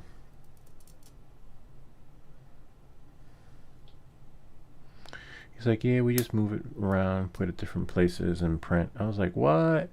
Seriously? Because with the Creality Ender 3 S1 Pro, I could never do that. If I move the Ender 3 S1 Pro, I got to recalibrate that shit, like literally, and then like re-level it, that self-level. But with the newer printers, apparently, you can just move them around from one room to the other. I was like, wow, that is so cool.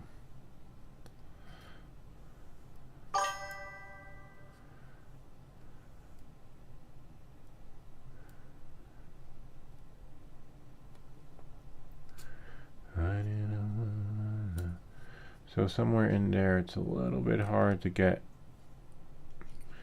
those supports off.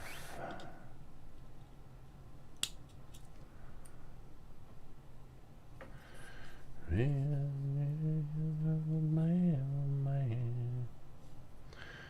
this is hard, man. I mean, what was Bob said? I had my TV since middle school. It's a flat screen. It's still working till this day. Same TV.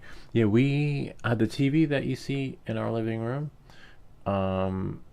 We've had since the girls were in preschool. And they are now going into 8th grade. We got it at Costco, and it still works.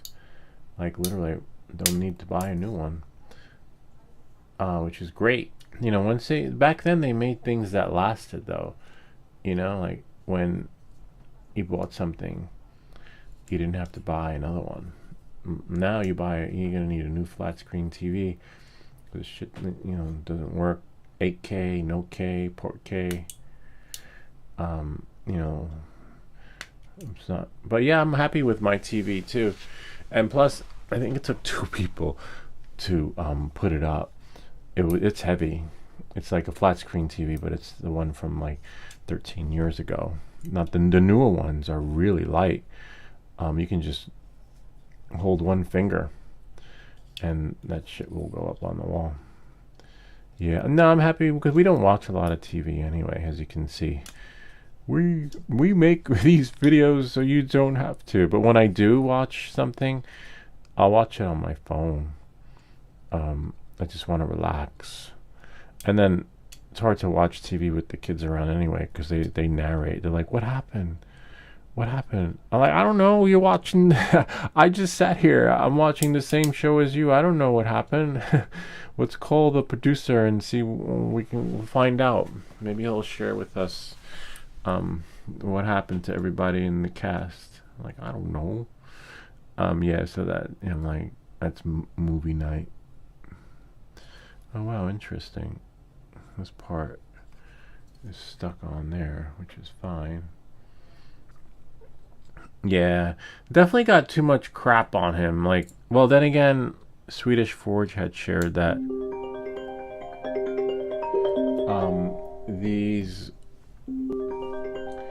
were, hold on, these were supposed to be printed with resin, which, you know, so, and then one day someone figured out how to get these printed on PLA. So eventually, I guess it'll transfer over to the full experience when someone like Swedish Forge and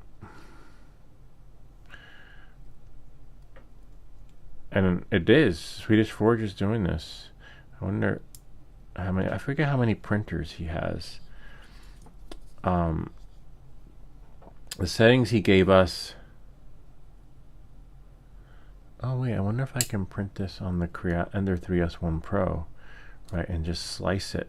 That would be interesting. Yeah, I want to try that. I want to try printing this on the Ender 3S1 Pro and see if we have the same experience. And have 2 running at the same time. Wow.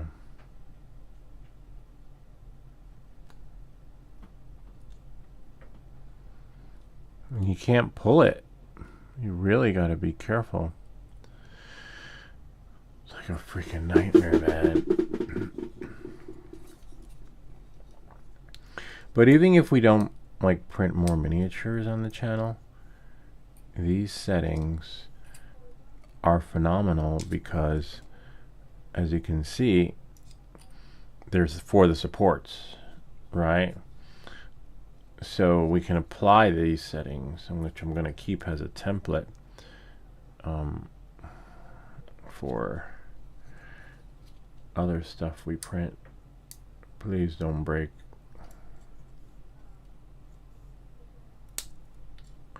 The axe is really delicate.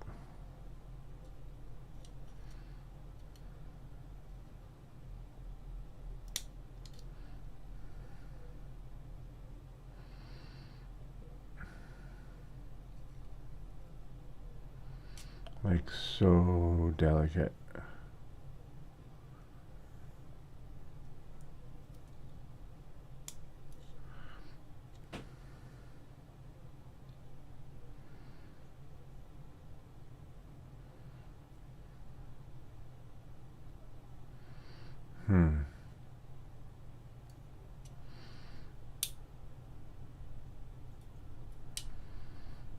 It's that pressure that can make or break the deal.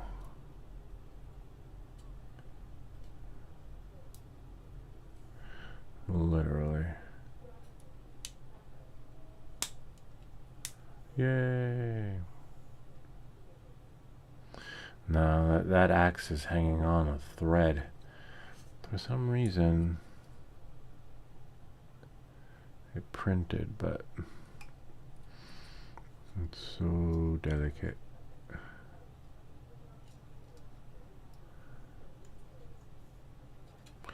You gotta like hold it, you know, like, but I can see how it printed, but it can break at any minute.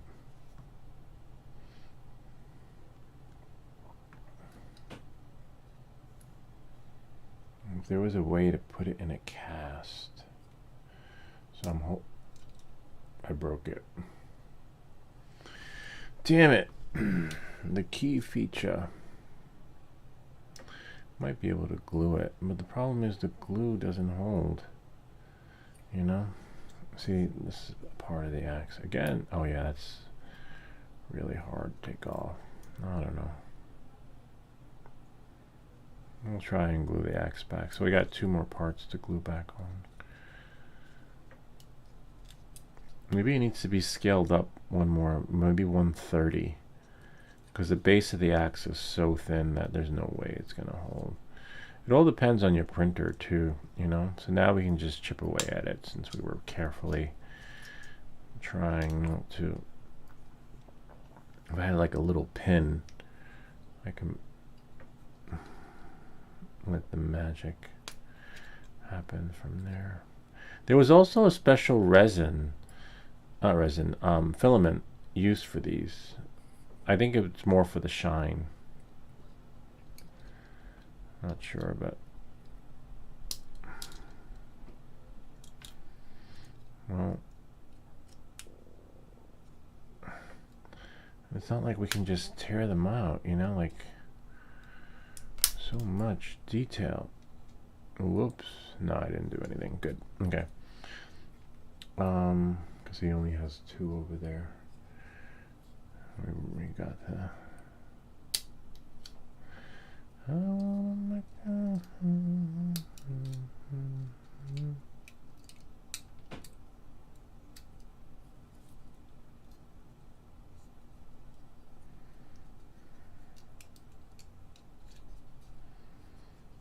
Now I see why they use resin. And you got to be careful because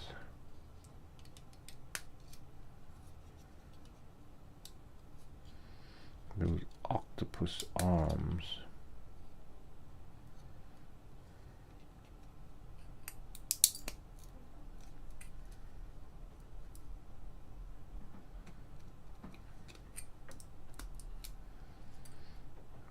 Sweet.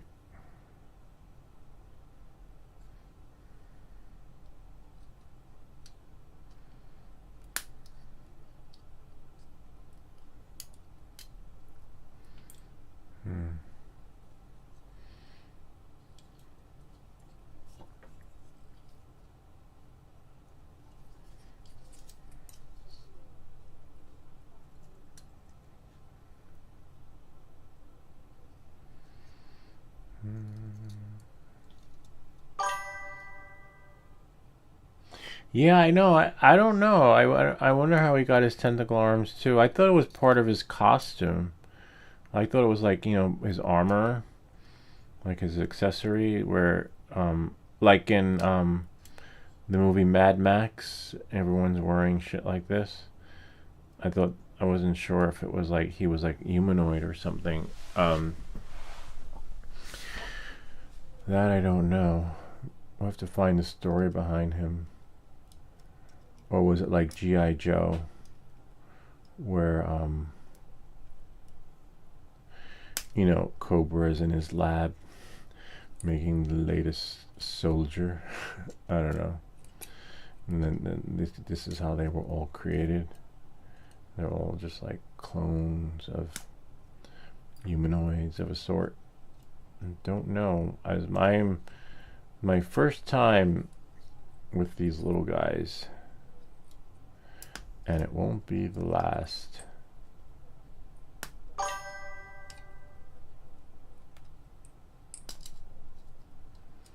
It definitely won't be the last. I'm gonna print 2 more.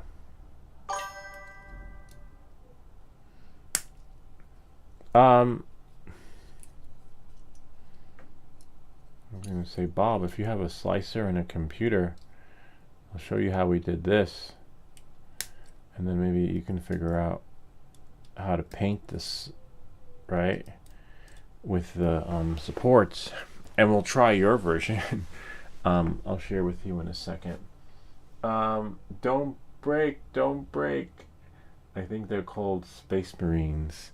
Yeah, I like that, Space Marines, because I definitely want to print. I think if I was gonna do one, there was one that I saw that looked really cool, the Space Marine, that I would print for sure. Swedish Forge is here too, so he'll be able to walk us through and see what I missed with my paint job. Bob, you can try too, and we'll print it. Just call it Bob's version or something, and then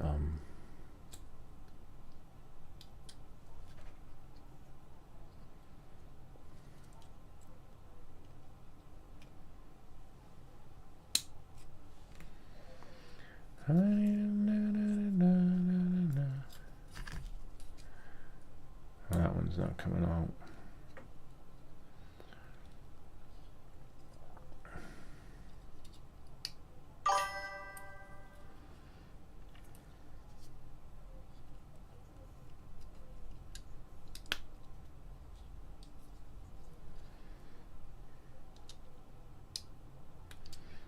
We lost his other technicals too. I don't know. It looks good with 2, if you ask me. But we need his axe. I think we might be able to glue the axe back on. Ah, yeah, we will. I know what I could use.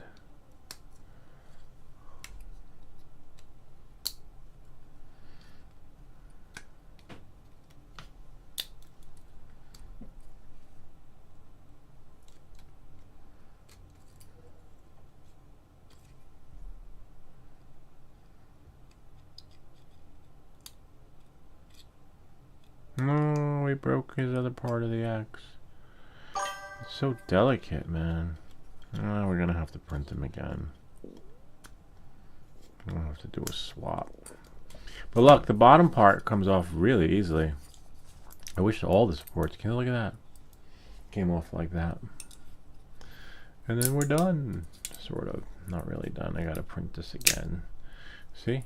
Oh, nice. We didn't lose the bottom. Almost did. So the axe is so delicate. So Bob, we're gonna share with you a secret. You can download Creality Print for your Mac or PC, and if you have a better way to slice it, send it to us. All right. So look, here's how I painted it.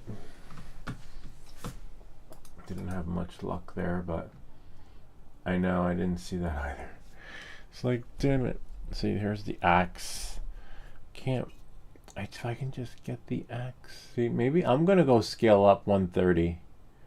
Then it's not a miniature anymore, right? Because it was so delicate in here. It didn't even, it printed, but it printed like, you can see there's like a pinhole there. I want to know what kind of glue they use for these models though. 3D model glue, because the super glue doesn't work, to be honest with you. Even though it gives you beads and droplets, it doesn't really do justice there. Hold on. So it gives you like a drop. It's a little tiny drop, and that drop falls right on top.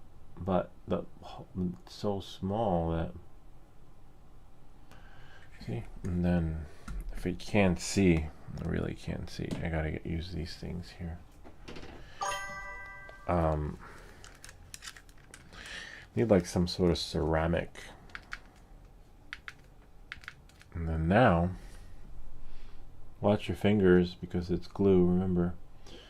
If we take this and then hold it on like that, and then hold it until it dries, but it's got to be straight. But for some reason, oh, I spoke too soon. Yeah, it doesn't really hold. Whoops. Gotta wait for it. See, it just doesn't really.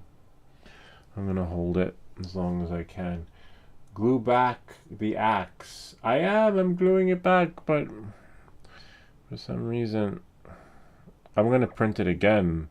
But show me I'm gonna show you my my stuff, and then I'll show it to Bob too. Maybe Bob can paint it better than me.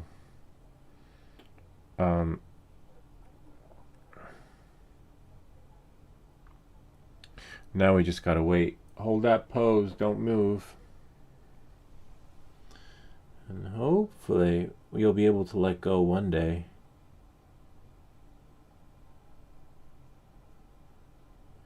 Yay, we glued the axe back. Let it hold. And then it could be glued from the bottom. Oh wow. Interesting. We can definitely glue the axe back from the bottom because it's hollow on the inside. Interesting. Alright, so we glued this part of the axe back, and I kind of like him with two tentacle arms or octopus arms, whatever they're called. So look, we fixed him, but let's see what we have here. Let me show you what I got, and you show me how we can. I followed your directions, which are great because we would have never gotten this far, period.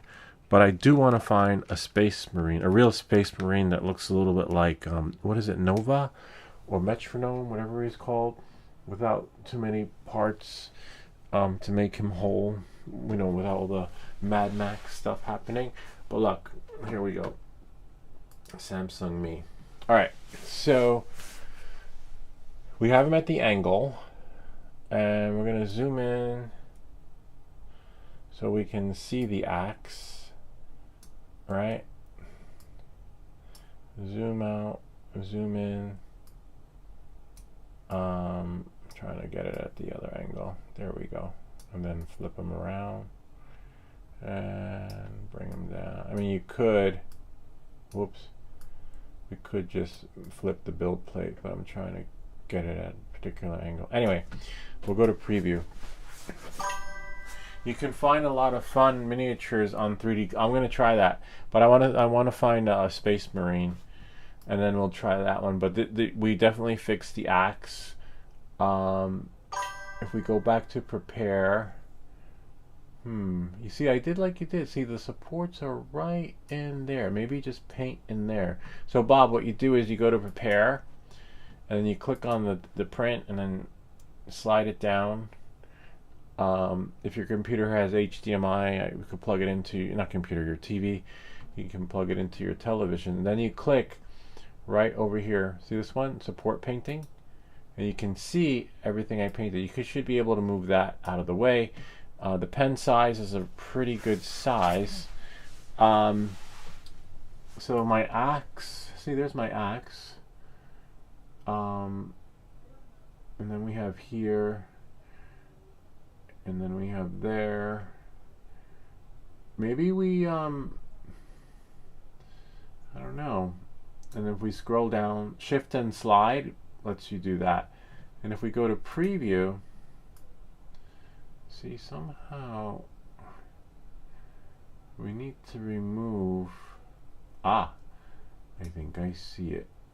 If we can remove from in there. Oh no, but you can't, because that's holding up this octopus arm. It's so tricky, man. And then we have,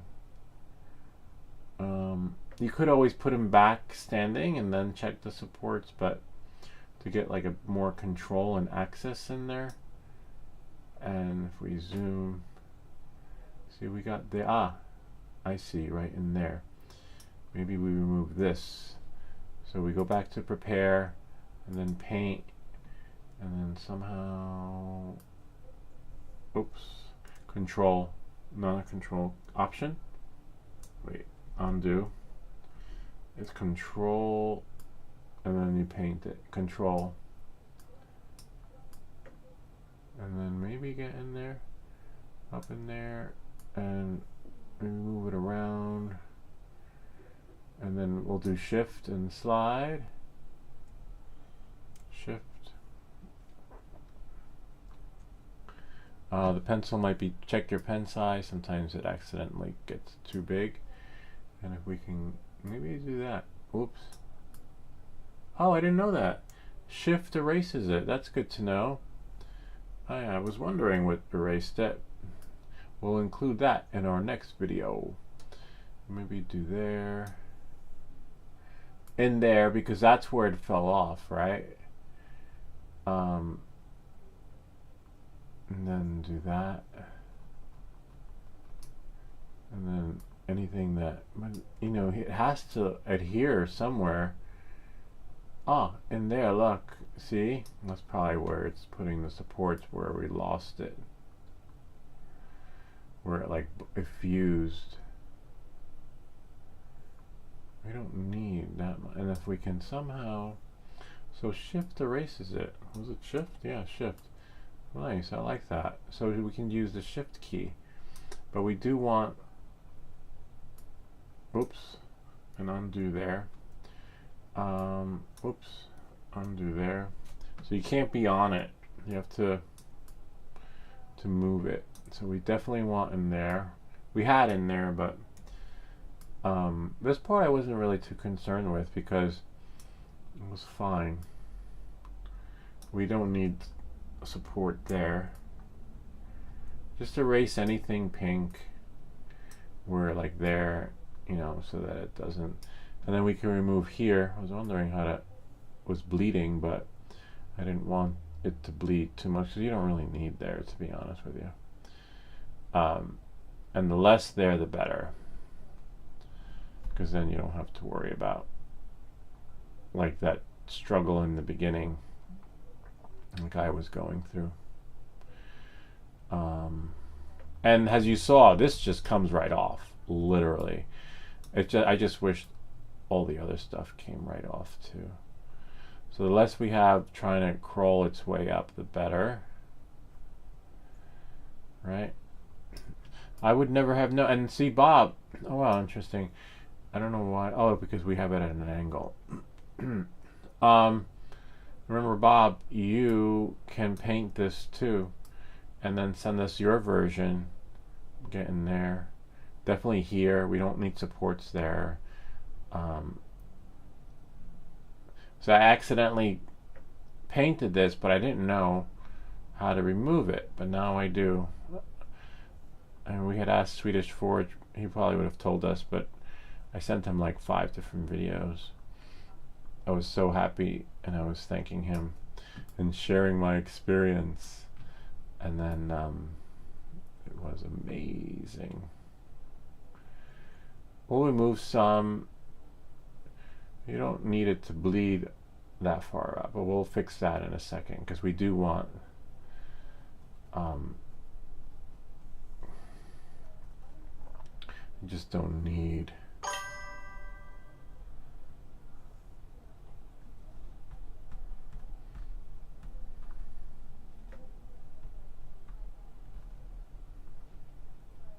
okay, now we can Just take that off, skim it. We'll put it back. Just want to make sure there's no pink involved. All right, then we'll go here, and now we can just paint it. See?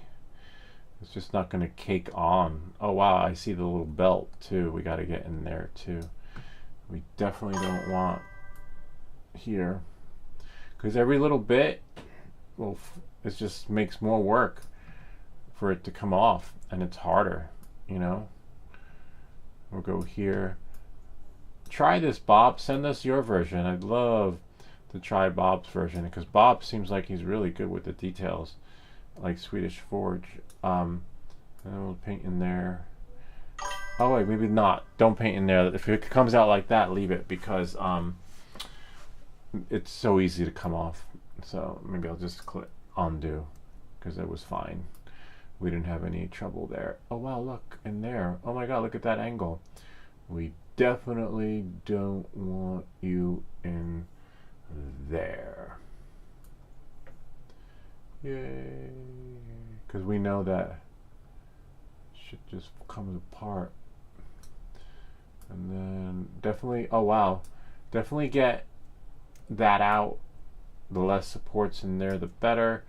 We don't want, in this inside, it's a disaster to try and get off. Oops. So make sure you got nothing happening on the inside. But, you know, you don't know. Oh wow, definitely any specks you see. Oh wow, look in there. I don't know how that happened. That's definitely not me. Oh, these are just like those red areas that you usually get. That can't be removed. That, I don't know. I forget what that's called, but Swedish Forge will know. And then here, clean it up. I'm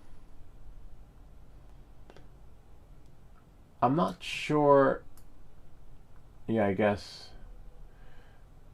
I think let's just clean this up a little bit, because it does need some supports. I'm not sure if it prints, how it prints this though. It's really hard to look at the details on this.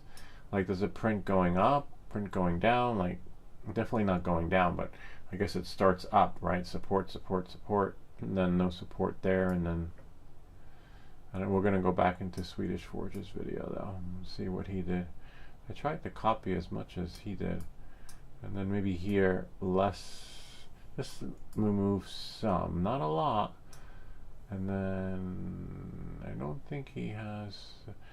We'll just put some here, here, here, and then remove that. Oh yeah, we can't remove that. That's just, I don't know what that is. Anyway, so you'll know. And I believe, I hope, right? Oh well, maybe in here. Look, remember we lost one of his. Where's his gun? Did we lose anything on that side? No, that one stayed. This one, the one next to his gun. Nice. Okay, so leave that one. It's the one. No. Wow, we got lucky. Oh, probably because it's like attached to his arm. Yeah, and then oh look, turn it upside down. Yay. And then bring it out. Maybe in there. Again, if you want to share your version, do share, because we will try yours too. I believe. Interesting. Yeah, maybe I may have taken off too much. Whoops. Because it does need some. Right? Not a lot. Pink means that there can't be supports where you paint. If you remove it, there can be supports. Yeah, I know. I don't want supports there, because this thing's a pain to come off when we already lost it. So I'm trying to limit where the supports are, as you saw, so that we can have a better experience. Because look, whoops, if you saw, this thing was hard to come off.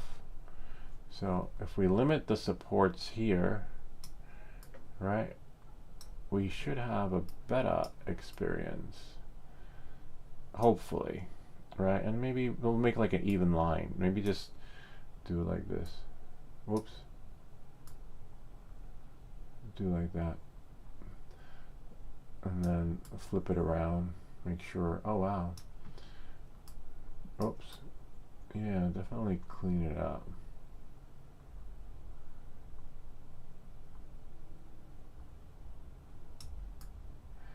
I want to make sure. Oops. Yeah, that should be alright. And then we'll just compare this to. See, I want to get in there.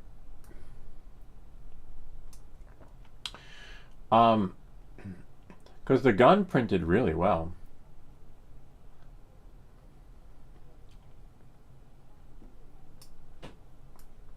Oops.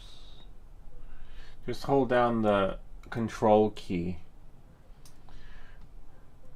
Yeah, I'm not worried about the gun, literally. And then, oh look, yeah, that's fine there. Somehow in there, I saw some stuff between his legs, like literally in there. I don't even know. Probably because of the, no, I wouldn't see it. Maybe because of the cape. It needs those supports at the bottom, but in between his legs, it got some major stuff happening. Once we get in between there, oh wow, the axe is already there. Yay, we fixed it. We'll try it again. Let's see what happens when we slice it. And I'm gonna press Control again. We're gonna have to put more filament in the printer. Slice the platos.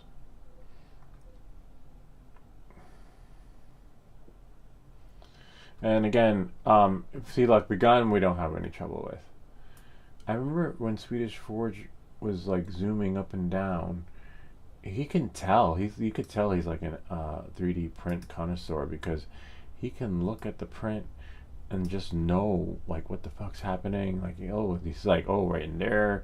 Put a bird's eye view. I have no idea. It's like he must be like an ultrasound technician, where they could just look at it and like, oh, there's the heart. Oh, there's the, whatever. Oh yeah, maybe in there, but we can't get in there. Ideally, I'd want to get in there. And then, yeah, ideally, I wish I could get in there. But that's so cool. This is the best. Cause, oh yeah, right there. I remember there was a part in his video where he was doing this. And then he's like, oh yeah, right there. See, right in there. You got to know what to look for. You got to be like the ultrasound tech.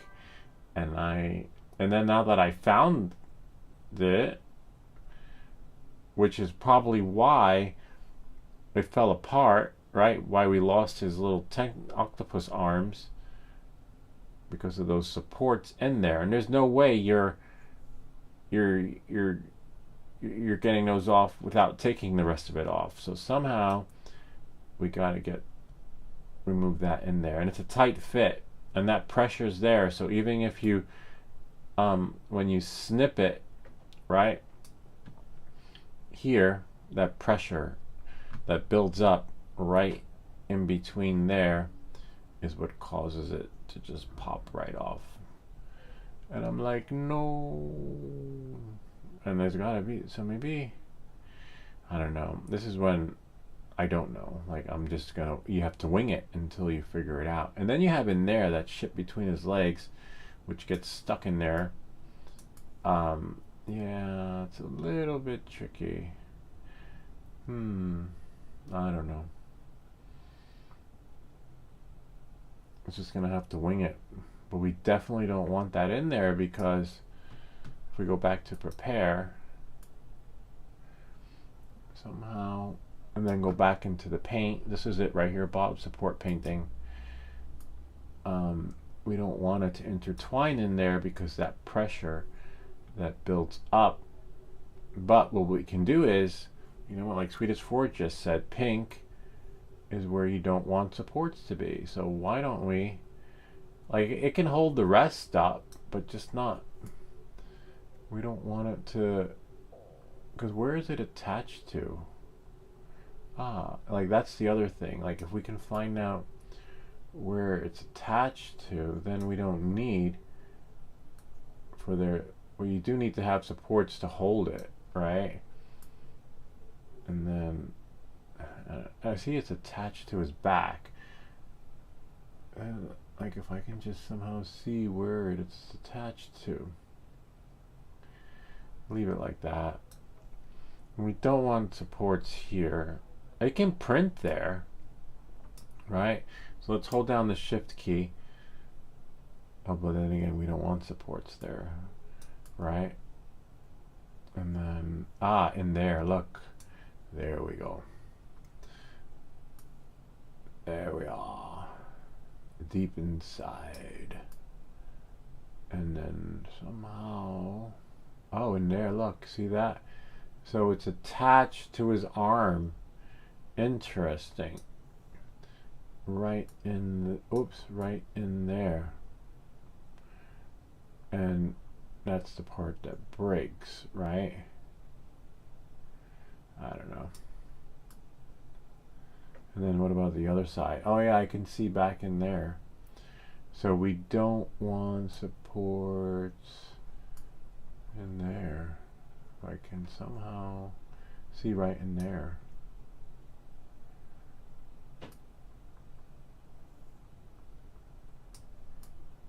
Oops. And if we can get, we definitely don't want in there, right? Because you can build it, I think. And then here maybe. Whoops. I don't know.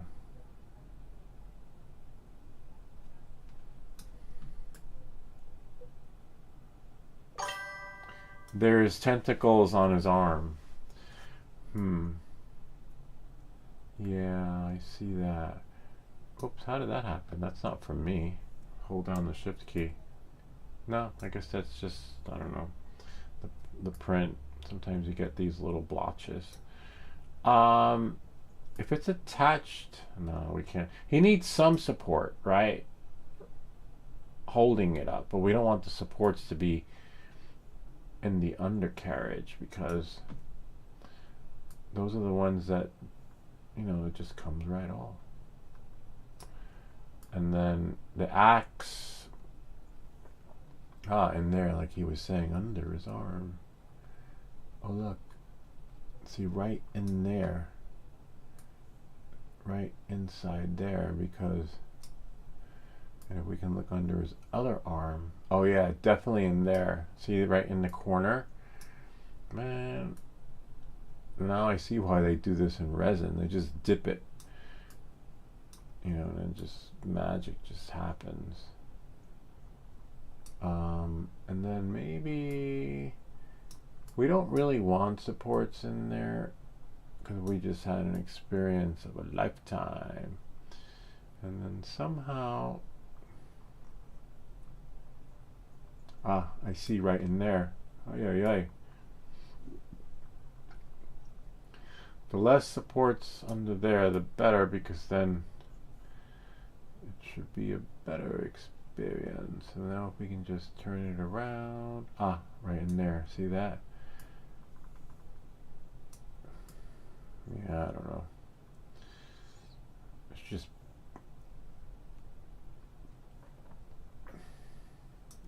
then you got to look between his legs. We'll probably take one of these apart that's in the garbage, right, and see what's happening under there.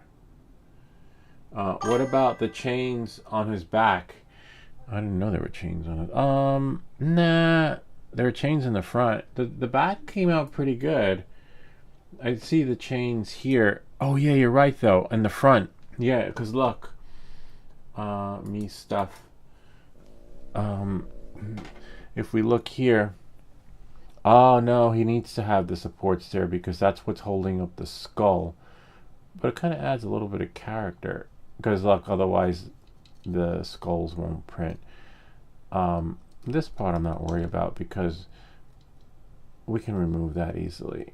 It's like and you need the supports behind his legs because, oops, that is what's holding up his cape. He's just got too many accessories for a soldier of fortune, you know, like, that's why I want to print a spaceman. Like this is more like, see, he still has his weapons, less guns, no armor though. So he's dead on the first shot. The first bullet that comes his way, he's gone. Whereas these guys here, they, you know, whoops. But that's okay though. That piece fell off, was meant to. You could use a piece like this to get, but the problem is right in there. See? It's getting, yay, you can use like your little tool or tweezers, or use this part to push it, but you don't want to break it, you know. And it's hard to get this thing in there. If you can, great, because then you get, yay, we got it, and then you can push it out. Again, now I see why they use resin, because it's got it, and then you can just see it'll come out, and then you have more in there that can somehow, you gotta get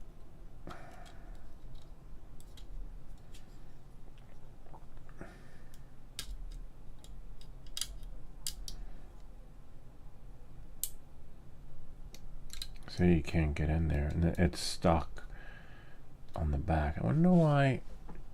You know what we can do is paint in there, paint those little crystals thingies there, so that no supports go there, and be like, you shall not pass. See, we got it. But you can. The cape is really strong. I wish the tentacles were like that, where you know, they would just you know, print without all the drama. I'll just take that off. It's fine. We don't need that. No. We've got a new character. Like if I was Cobra, I'm gonna make my new secret weapon, I'd have limited accessories so he can move around. You know, I don't know. Oh look, the cape lifts up a little bit. Yeah, but that's not coming out. If I can just get in there. Definitely gonna paint in there if I can, so I can get that out. But so far so good. We can just glue the bottom part of the axe. Alright, let's see. So definitely in between his legs, down in the back. Whoops. Oh no. Be careful moving him, because you will break the axe again. You just heard a, if you heard a snap, it's because the axe moved. And then down here, and we'll get that in a second. Can glue it. Need the special glasses for that. So down there, let's see if we can paint in here. Full version of me, Samsung, me. So we're definitely having trouble getting supports out of here. Yeah, but he's at an angle, so he needs those supports in there. What angle is he at? Let's slice it again. Let's slice it so it saves it.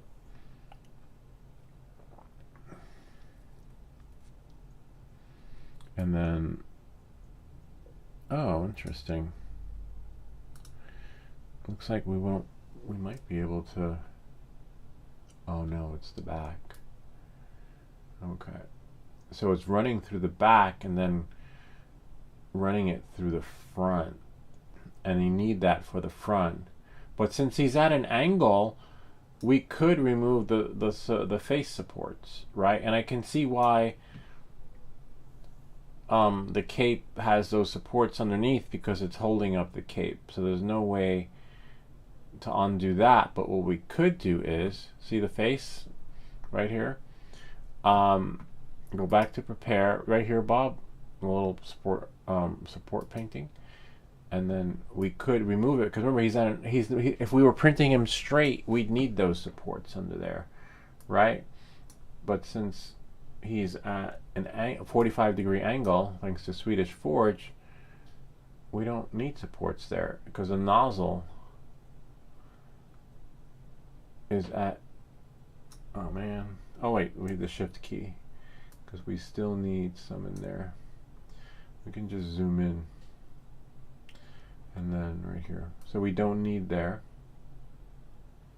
because he's at a 45-degree angle, right? So that's going to make the facade that much easier to print because there are freaking supports all over there, like literally.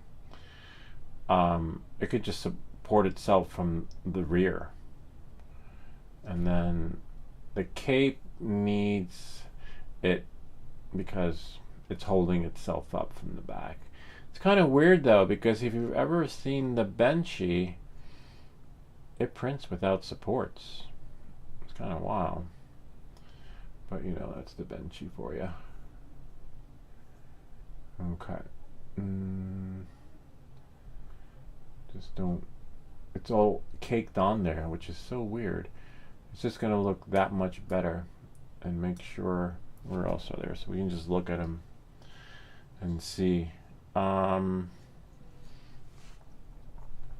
so just keep doing that.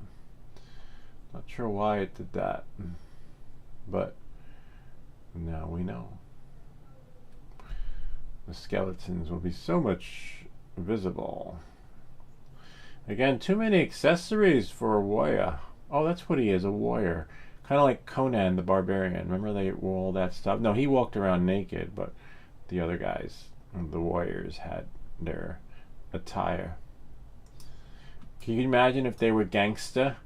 They could never be gangsta.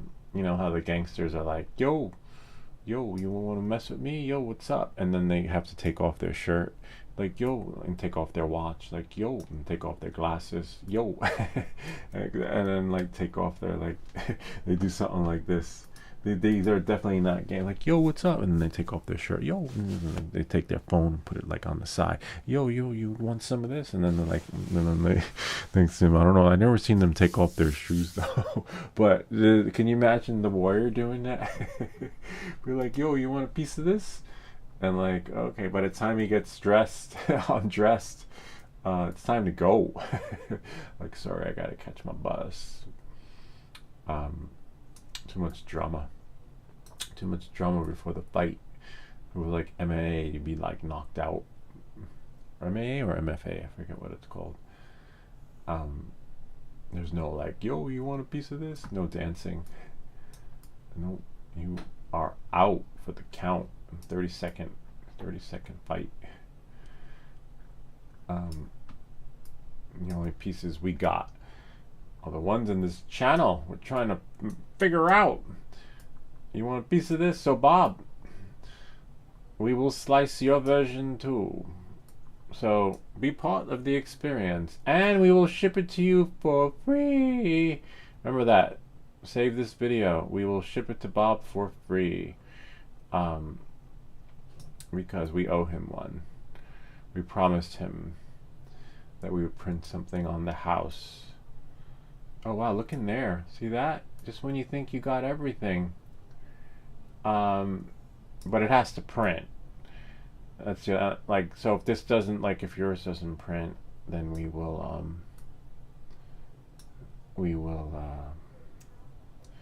print something else instead of killing ourselves with this thing.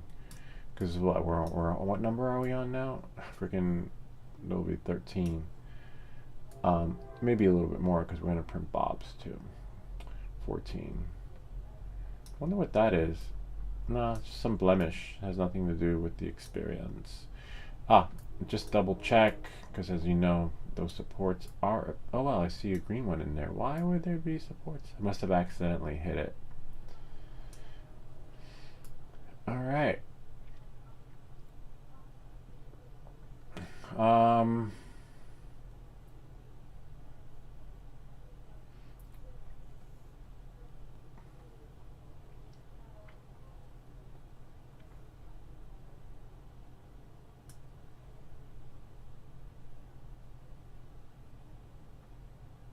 Maybe take some off. I don't know.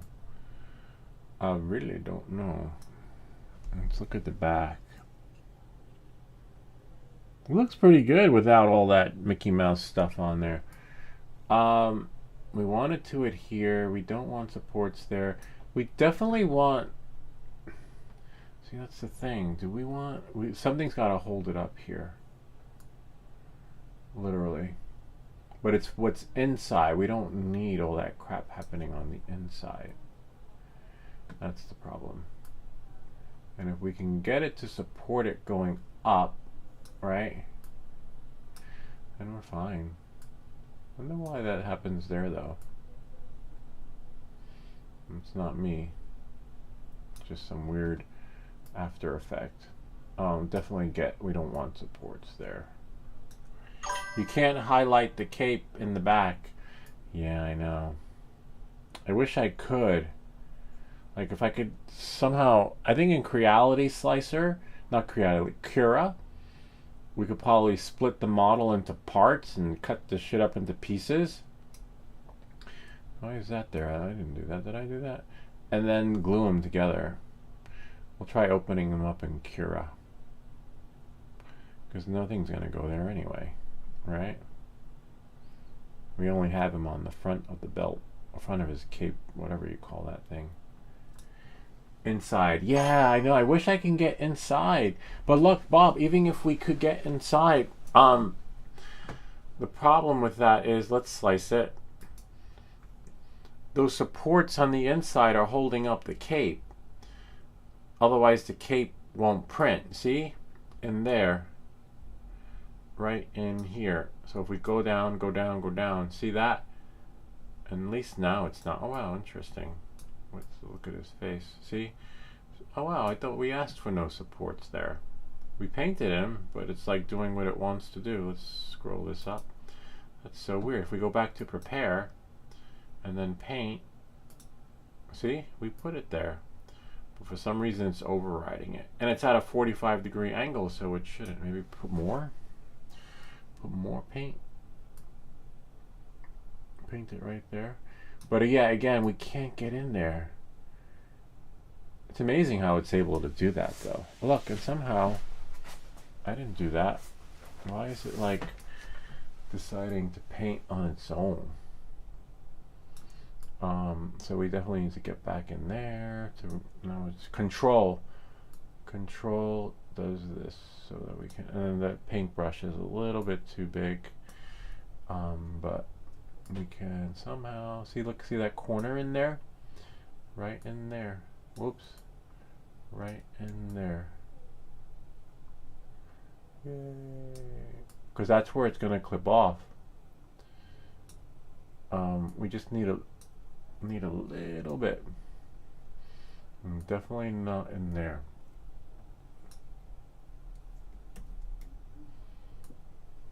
Right there. Why is it doing that? It's so weird. Definitely want to erase that.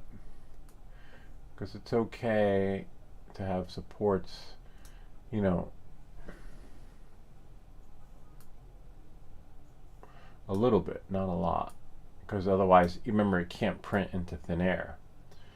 Something like, so just, we don't need a whole bunch, just enough. Look, somehow that is so weird. Why is it like self-painting? Am I getting hacked or something? Why is it doing that?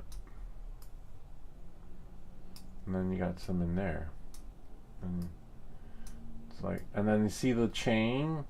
There's a chain. Those supports need oh wow, interesting. That's missing too. But the chain might, yeah, so we lost the chain. I don't know. Do you think you could print that? I don't know. We're definitely not going to be able to print. I was like, where? No wonder why. There's a chain missing. The chain. Let's see if it can print that. And then see somehow, why? How did that just happen? That is so weird. You gotta check your stuff. It's like someone's painting in the background. Look for any green. Any green. Any botches of green. Nope. We can definitely put some here. Whoops. That one I did. Undo, undo. That was me. But the other ones, I don't know where they came from. Yeah, we don't need anything. Anything if we add there, apparently it just decides to override and do anyway. Don't need, remember, because it's at a 45-degree angle, so it doesn't need it for the outside. The inside, it's going to need it. And look, missed a spot right there. That's enough to make a disaster. And then we can just undo that. Oh, see? Somehow that just magically appeared. That is so weird. I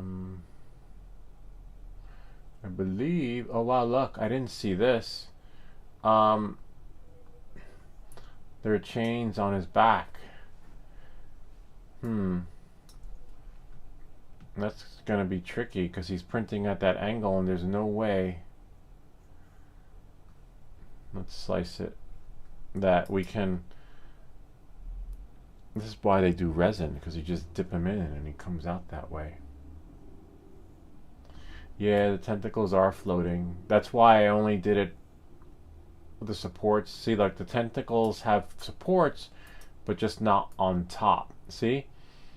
So we did it so that we painted the bottoms, right? But there's no support on the top. See? So it's holding it up like a trust fall. So as you can see, like the gun, look at the gun, see? But, oh wow, I didn't see that. Are you kidding me? Right in here. Oh no, that's fine. Here, see, so it holds it up. So it's just holding it up. And we're removing as much supports on the top, but it'll hold it up underneath. And then in there, you know, inside is going to be tricky. It's going to be really tricky. It's like a trial and error. Thankfully, it's a mini. See, and again, it decided to put on the skeleton. We said nothing there. This is like AI now. It's just got a mind of its own. This part right here. We painted there, but somehow it wants to put it there. All right. At least it's not putting it on the top. So we might get lucky.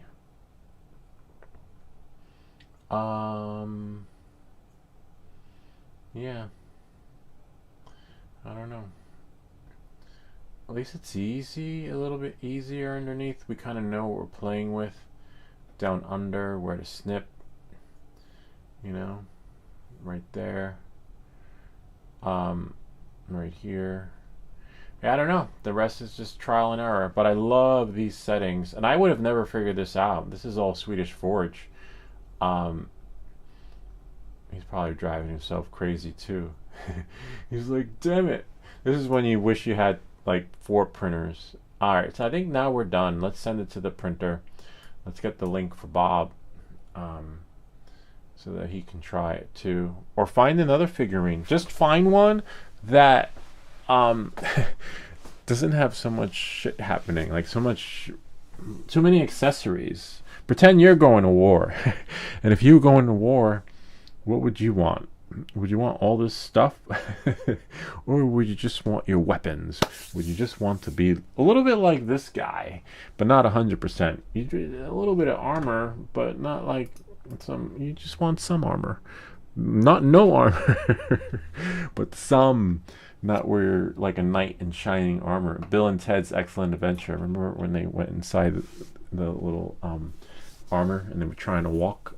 Alright, so we have their settings correct here. We're just going to send it to the printer. Let me make sure I have filament, because I printed so many that...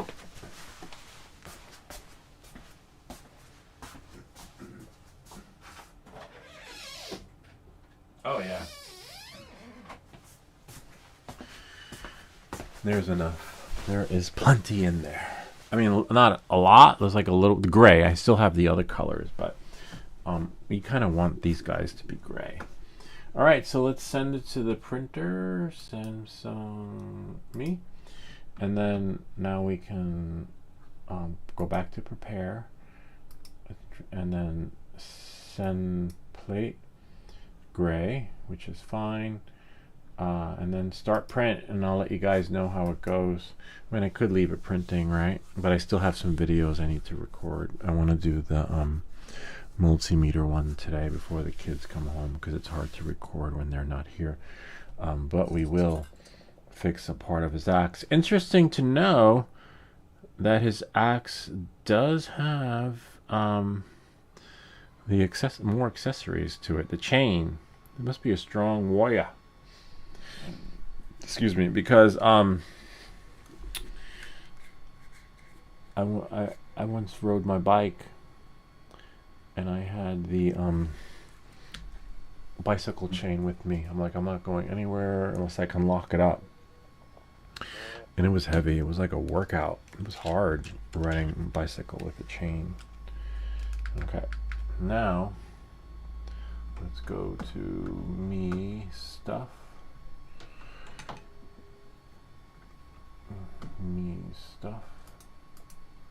Yeah, I kind of, but this, so the first part of the axe I broke because I cut it. I cut the wrong part. The second part of the axe I broke because it's really delicate. It's hollow on the inside, but it's strung together. Maybe we should change the infill. But then if we change the infill and make it stronger, that's going to affect the supports too. And make that experience even more challenging, because the tighter they are, as you saw, to come off, the pressure that's there that builds up, that causes it to like have a knee-jerk reaction where well, you know, it just will cause like a top part to crack or lower part to crack, and then etc. So now with this part, we might, it's hard to finagle, to be honest with you.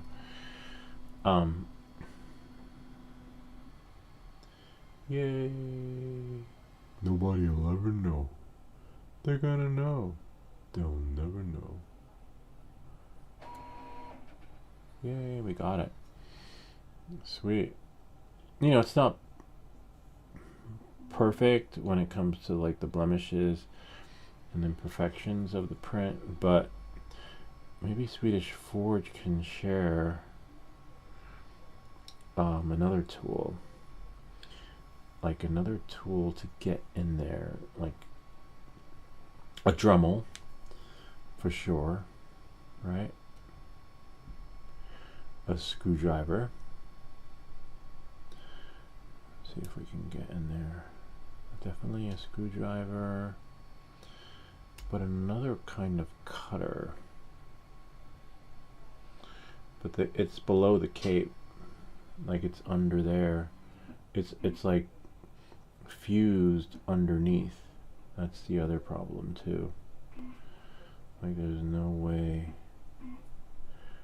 Jose, that's coming out without breaking it, literally. We could paint part of the inside, but I don't know. Yay, we got it. You got to get it without breaking his little dress too. And the other problem is that we got it, right? Like, yeah, I got this, but now that's on this piece. Like, good luck with that on the next one. And it's fused underneath there, like literally, because that's what's holding him up, holding his little mini dress up, or whatever you call it. Mad Max features.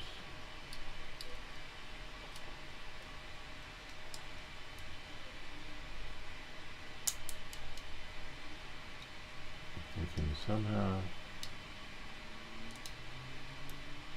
without breaking it, you know.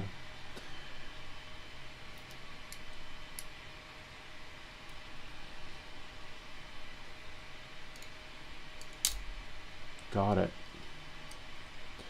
And if we can somehow get it out.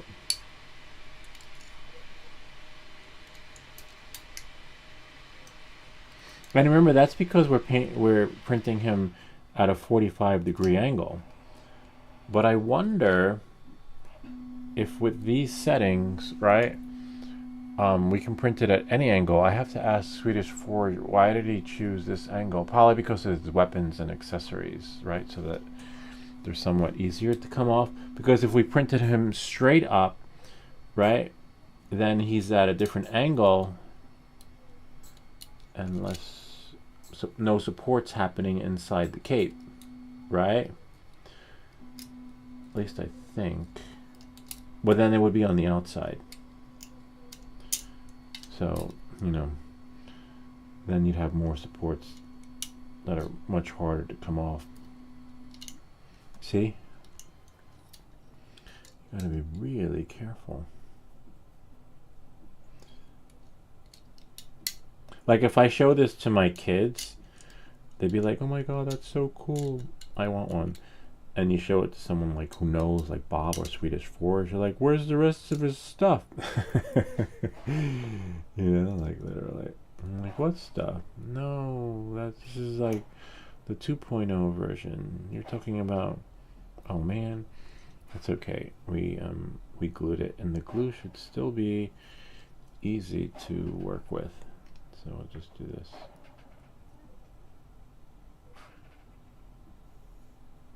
And then just hold it. Then it should fuse together. Sweet. Just be careful. Wow, this is so cool. So let's see if we can find, while this guy is printing, definitely need new pliers, or need to like squeeze that in a little bit.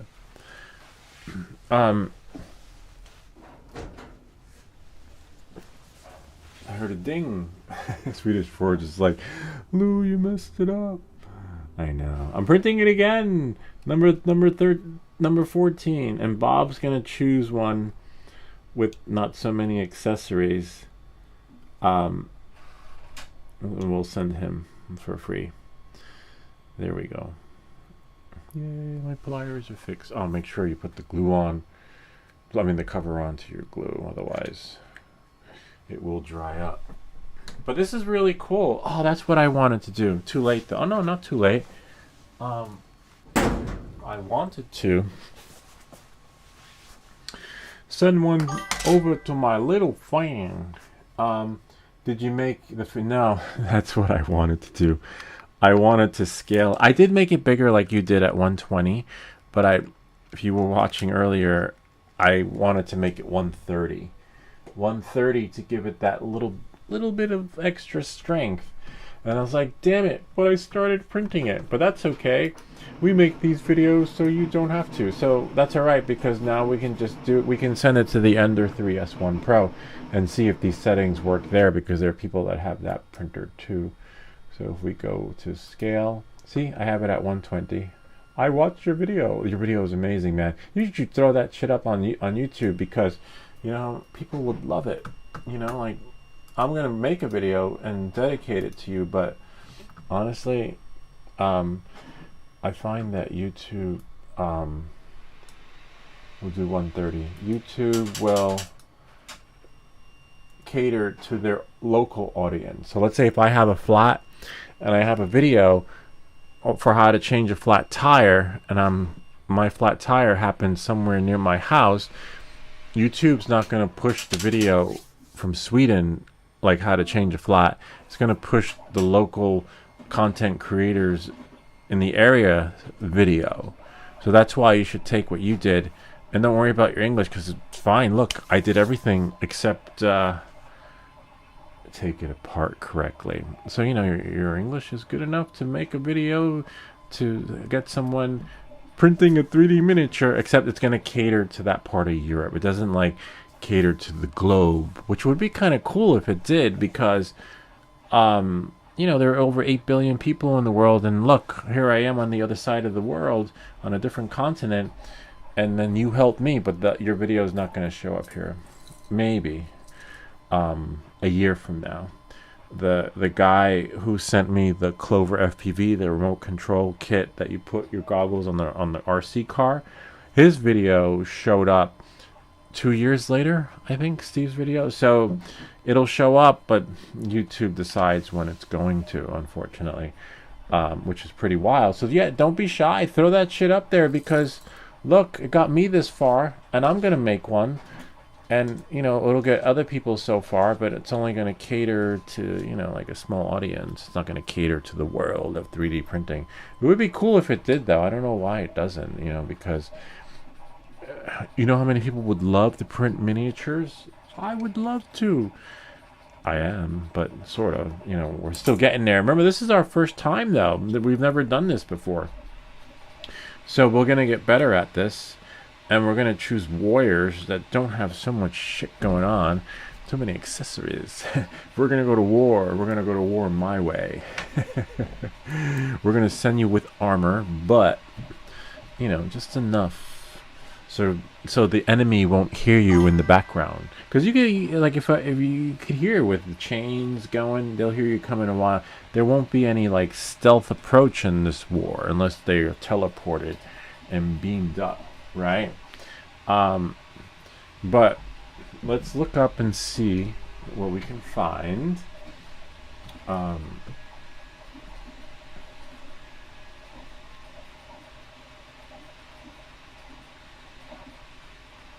on.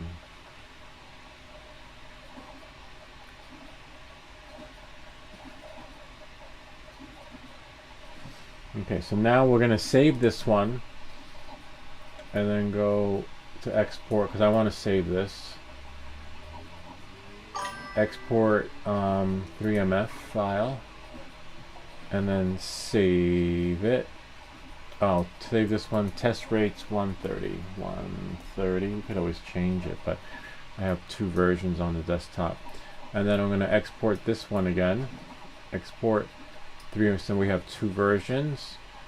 Test rates, just save it to the desktop, replace, and there we go. So now, actually, that one, if I'm going to replace it, should be 120. Actually, not leave it at 130. I'll just have 2 versions of it. But what I want to do is this one, the 130 version, leave as is, and then this one we're going to change the nozzle to Ender 3S1 Pro, transfer everything over. So now it's on this bed, and then we'll slice it. Smaller bed. I guess the Creality High has a bigger bed. This one's going to take a little bit longer. Oh no, 4 hours, roughly the same. Interesting. See? Look at that. The axe will be fine. Remember, it's axe. You can get axed out on a second date. The only issue... No, look. See, it's holding it up. Sweet. It's like the trust fall. It's like those concerts when you're laying back and they're they're carrying you along and you're being passed on until you, I guess, hopefully you make it to the stage or wherever it is. This is what's happening to our warrior right here. All right. Sweet. Sort of. See, that it's the back. Oh, but at least now we know where to clip it, right? And how it's actually on there. The one that runs through the cape. What's a bummer? All right, it is what it is. We will try it again, and then, you know, hopefully, I don't know. The worst case scenario, honestly, if we do it so well, we will only lose the chains going around the axe. I could live with that, right? I'm fine with that. The tentacles or the octopus arms, it's gonna be luck, but it looks pretty good. You know, you never know. So now we're gonna save it. Hold on, Samsung me. In case you're wondering, sorry you guys missed that. So as you can see, underneath, and then we go here. And then we go there. Excuse me. And then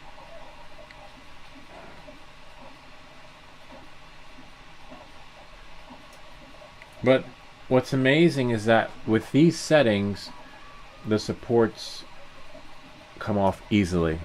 It's like made for that. And let me just do this though, in case I ever lose it. Put it there. That's like the secret. That's like the holy grail, you know. And the 130. Put it in there.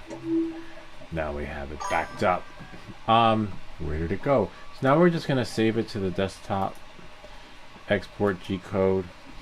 And then 4 hours 26 minutes. Leave it. Should be done by this evening. So that's this one right here. That's for the Creality High.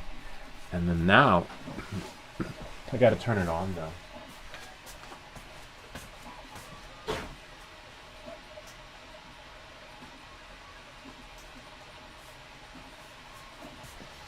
What's cool about the miniatures is that what I like about it is that, let's say we messed it up, we print it like 13 or 14, but it doesn't use a lot of filament, which is great.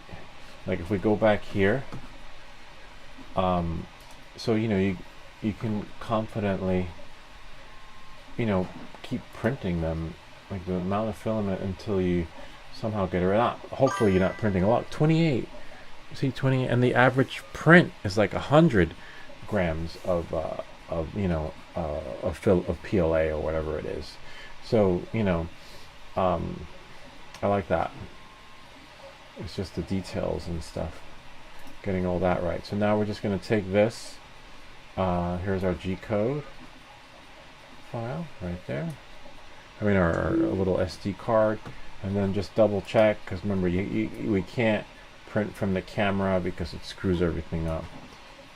Just make sure if we go back to prepare and then click it and then click on scale that we're at the 131. Okay, and then we can eject the disk, because somehow if we pull it out it just gets glitched out and doesn't recognize it on the Ender 3. I have a video that shows you that, in case you're interested.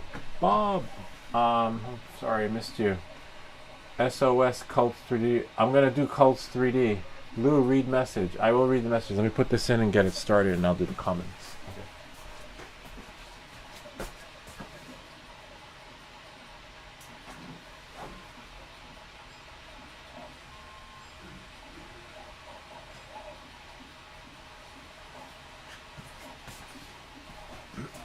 Okay, we're gonna read the comments and then go to Cults 3D. And Bob, if you see a print you like on Cults 3D, I got you. All right, if it's not free, as long as it's not like $20 or something. Let's see. Oh, the comments. You can't highlight the cape in the back. No, says Bob. Inside, the tentacle looks like it's floating. Yeah, it is. That's why I did it so like it was like holding it like that. A little bit of a bummer. Sent you a picture on WhatsApp. Oh, nice. Did you make the figure bigger? Yes, I did. Now I did. Says Bob, or asks Bob. Yeah, don't be shy. I make videos too, but they're not as well edited. How to buy Lou tips, everything like glitches. Read messages now. You can send me a link to the website again. Find the figure. Okay, well, you find the figure. You find the one you like, and we will print it for you. As long as it doesn't have like too much shit going on, like this one, because otherwise we're just going to be printing forever. Bob, Cults 3D, and then Lou, read the messages. Yes, we're caught up. All right, so let's go to Cults 3D. But let's type in, I want to see, before we go to Cults 3D, let's send the Cults 3D link to Bob though, so that he can have it. Alright, I need to find my keyboard and my glasses so I can see. This is going to take like 5 hours, but we make these videos so you don't have to, then I have to, what? Oh, my screen just went black. Oh, that was weird. I said hi. I wonder if those are bots when someone like comes to the channel and says hi. I said hi. Okay, that's fine. We hear you. We heard you the first time. Hi. Let's say hello. Hello. Welcome. Welcome. Alright, so that takes care of them. Some people like so offended that they didn't say hello. Lou, read messages. Bob Cults 3D. Hopefully I remember my password. That's the only thing. I haven't logged in a while. Because a lot of time with Cults 3D, I haven't had the kind of luck. Oh, I can log in with Facebook. Good thing I didn't close my Facebook account. With them, sometimes it's hit or miss with the Cults 3D STL files. And I'll know I'm in if I go here, if I go to downloads. Hopefully it's, yep, it's my right account. So let's type in, what should we type in? Minis? Or do we type in what they're actually called?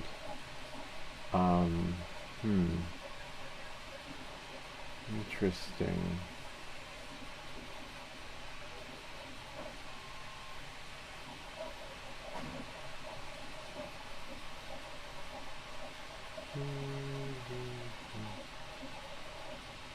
Anyway, let's send this to Bob. Here you go, Bob.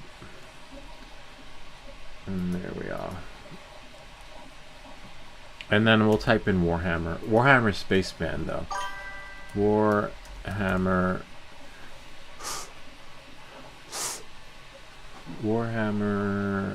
Spaceman.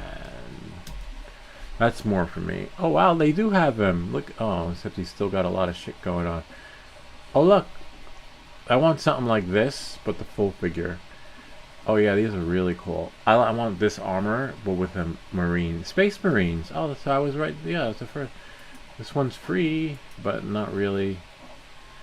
Where's the rest of them? Like, where's? It's just an outfit. No, I don't need that. Oh, it's cosplay. Maybe you print it and wear it. That's pretty wild. Doesn't have many, but that's okay. Let's type in just Warhammer. I'm gonna copy this because who knows? Maybe Printables has them, or Cult, whatever the other one is called. And then we'll go here and type in Warhammer. Yeah. Oh, here we go. This is my kind of Warhammer, except a little bit. Not quite. No. Let's try Printables. Something like that, but a little bit bigger. Let's try Warhammer. And the other one. Let's go to Printables. You should see something now. Oh! It has... Thank you for that. Yeah, I gotta do a refresh. Thank you. See? I should... Alright, so let me do this. Go here. Restart capture. Ah, there we are. Thanks, Bob. Appreciate that. I'm not sure why that happened. It was like stuck. Alright, so Cults 3D, I sent the link. Honestly, not anything calling out to me. Oh, there's more. There's a Page Nation. So at the bottom, if you click on number 2, there's more. Interesting. This looks like something from 1984, the movie. Oh wow, look. Henry Calville, whatever his name is, the guy from Superman.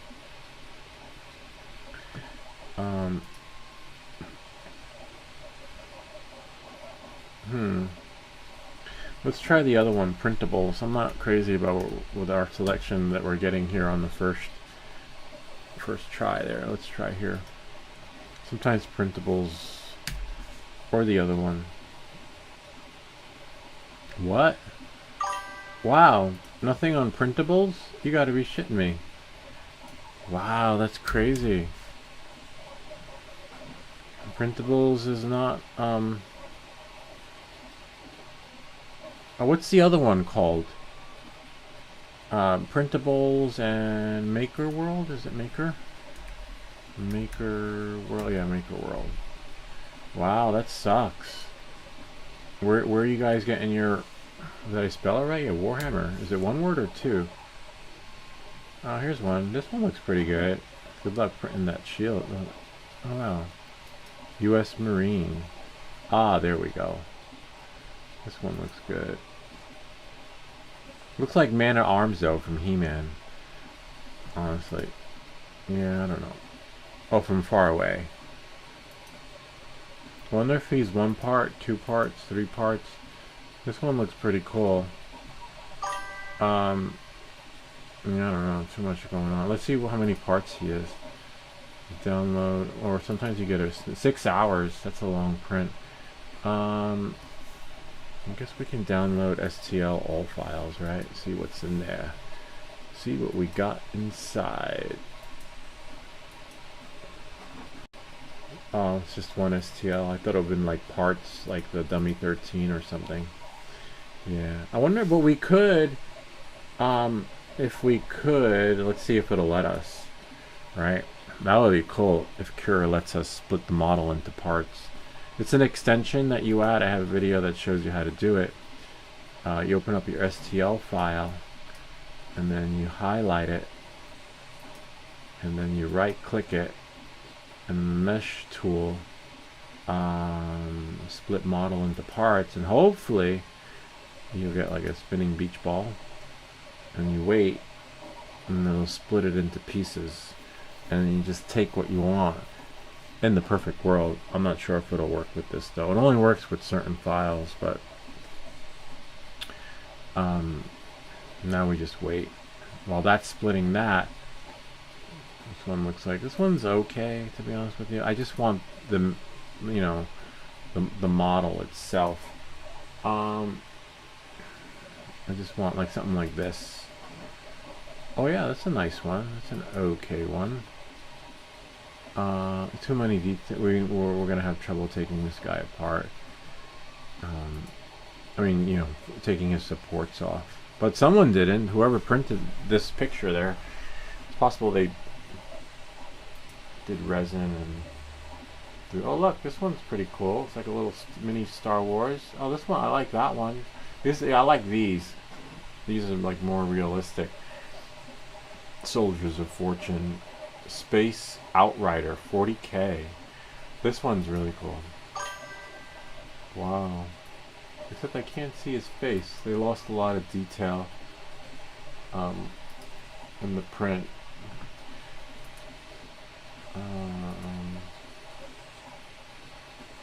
This one, that one looks like the other one from Star Wars. Ah, these are nice. I like these. Fallout 4. Wasn't Fallout a series? This one. Who's the one that looks like this? He's got his own video game. This one I like. Heavy Marine. And there's a TV show too. Halo. Is that what it is? Halo. This one's pretty cool. I wonder if it prints like that. Let's see. I like when let's download all. Because if it's going to be in pieces, it's going to be like STL, right? Sometimes the 3MF will all be in one with different beds.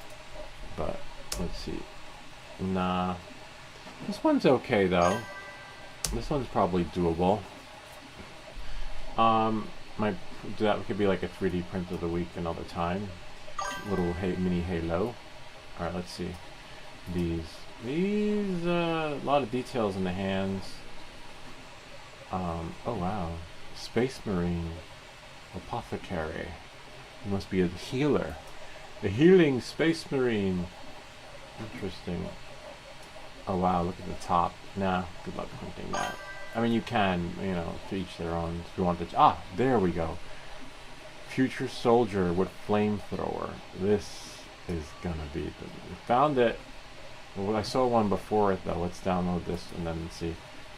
We'll download the STL. Which is better, STL CAD or 3MF? I really don't know the difference. I've seen the difference, but I don't really. This one, the one below. The one looks like he's coming at you. Well, we're good. We are good. This is for me, though. Remember, Bob, you need to find one for yourself. And if it prints, dual rivet big man standing. Dual rivet big man walking. Do I want a walking man? Or a running man? Or or standing man? This one, It's alright. Too much stuff. Like, literally, too many accessories. Let's see. But that's okay. This one doesn't have that many accessories where I'm confident that would print. Or even this guy, Ultramarine Champion.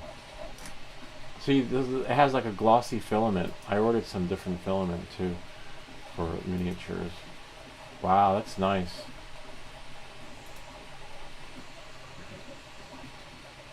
It's messed up though. Can you imagine if Swedish Forge had a 3D STL file up here? You should go to Meshi, Swedish Forge, make a 3D STL miniature, throw it up there, and you'd probably make a killing, because what would make your STL file different from all these is that you, my friend, would put the settings in there, and then people would just like, it would have like many downloads, like literally. Oh, this one looks cool, Space Marine. This one's alright. Too much. It's like a hybrid Star Wars, whatever they call it, on the Death Star, those white warriors. This one's cool. This one's like Skeletor. If Skeletor had armor. Oh wow. There, check that out. Oh, I like this one. I don't know. Might add her to our collection. Yeah, let's do her. And the only thing is that, and then yeah, we'll try it. And what if we have STL? I don't know. I don't know. I'll just leave it at 3MF. I think that's it. So Bob, looks like you'll have luck here.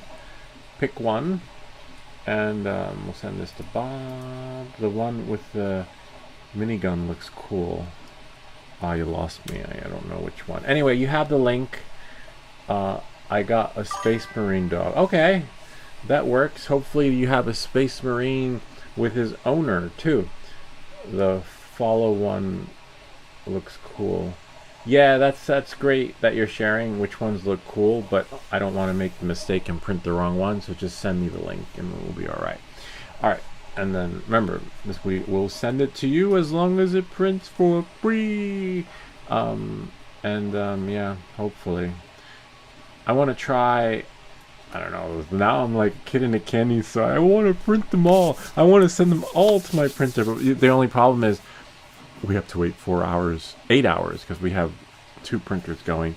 So in 8 hours, we'll be free to print. I can print mine anytime. We'll print Bob's, whatever Bob sends us, we'll print next. Let's see what we have here. I sent you the link in the copy one. Okay, cool. Bob emailed me.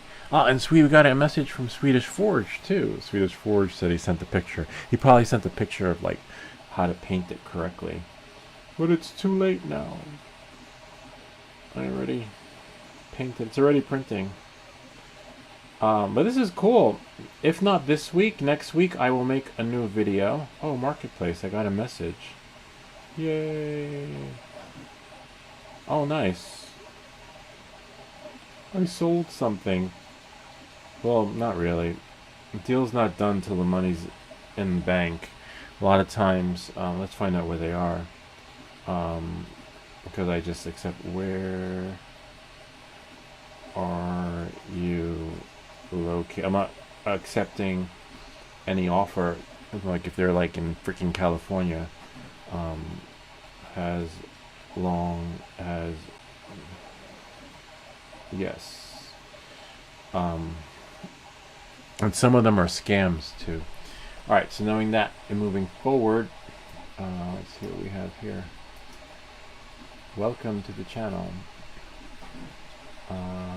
So now, right, we have Chaos here, but we can just swap them out and put something else in there, but not on this one. We can close it, right? Just select no, because we already have it. Just click no, because remember we saved it. It's on the drive. So now if I go here, right, we have one here. This one's already on an SD card, so there's no need to do that. And you can't make any changes to the G-code file anyway. You can internally, but that's another story. I have another video that shows you how to do that. Oh, my email, because Bob said he sent it to me. Proton mail. Creality. No, I don't have any email. How to by Lou. Did he send it there? Let me check my spam. You guys send me an email and we will prep it. We'll prep it right now. No, nothing in my spam. Anyway, send it and we'll do that. But in the meantime, I want to see. We're going to duplicate one until we work our craft, you know. We're going to work with the copy. You know, like once we do this 100 times, we could just input the settings, but the settings are saved, see? But the object of desire isn't. So it means we just drop something in and those settings should be, you know, should apply to whatever we drop in there. I think the last one was the sci-fi model, lady. And then, what's this? You have previously modified your settings. You can save or discard the preset values you have modified. This I don't know. I've never, because this is my first time dropping something in. I'm going to click discard and see what happens. This project file is not from Creality Print, so we're going to probably do Creality High Nozzle. Click OK. And just, I don't know what all that is, but that's okay. What we want to do is, so let's undo. Oh, we can't undo it. So we just close it and don't save it. That's why you always work with a copy. And then we'll open it again. But I want the lady. And then we'll take this out. Remember, we're working with a copy. And then go here. I thought I downloaded the Space Lady Marine. So in this case, now we know what happens when we click discard. We'll just select save, and this is the presets from Swedish Forge, and then hopefully it transfers over. Yep, everything took. Great, sweet. Except that's not who I want. Hopefully we didn't lose it. I mean, if we did, it's alright. We can always... Oh, no, we didn't. But I downloaded it. What's that? Huh. Download 3MF. I'll do 3MF. 3MF stands for motherfucker. I don't know. I don't think that's what it means, but because you're like driving yourself crazy like a motherfucker when working with these STL files. Maybe that's what it stands for. It's the... Oh, wow, interesting. But where... That's the one we just downloaded. Looks like we downloaded it twice, it says. Let's click save. Creality High Nozzle. And then... Well, yeah, but that's... Oh, I see. I didn't really... I was looking at her from the wrong way. She looked better in the picture. We got catfished. Yeah, she looked better here, like at that angle, but she's kind of like that. Looks like her stuff is too big for her, but she looks alright. She looks alright. Well, that's really cool. I wonder. So this is where things get tricky. But if we slice it, it should apply the supports as needed. Sort of. No. It didn't. So now we gotta undo it. And then drop her in again. Remember, we want everything to transfer over. Not sure why that didn't happen though. And then we'll click save, but I don't see all my other stuff in there. Maybe she's not transferable. And if I click save, Creality High Nozzle. Okay. No, nothing took. She's not transferable. Let's close this. Let's close her out. And then, that's why I always work with a test copy, because sometimes shit gets corrupted. Go here and duplicate. And try it again. And then drop her in. So if we take him out, and then do here, drop her in. There we go. Select save. 16, this is the Swedish Forge configuration, and then everything should be orange on the right hand side, requesting us to like make a change. No, it didn't. That's so weird. Let's slice it. We're at the nozzle, but it didn't do like it did with the other one. Let's do this. Close it out, discard, and then try it again. The other one transferred, but I didn't want to print the other one. We might have to enter it all in manually again. That's okay. I'll have to print out a cheat sheet so that we have those settings. And we can go here and drop her in.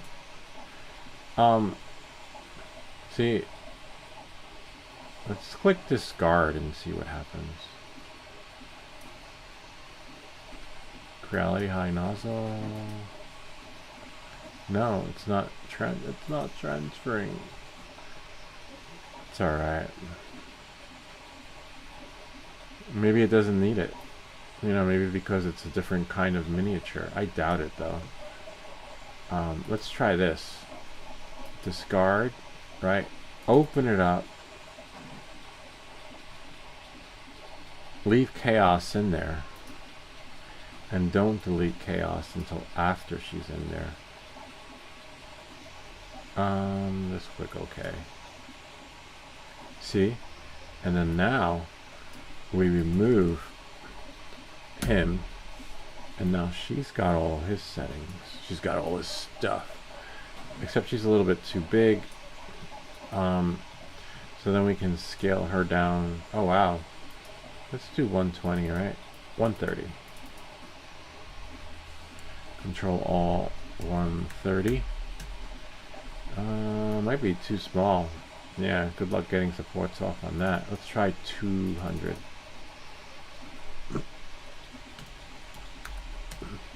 Yeah, that's a good size.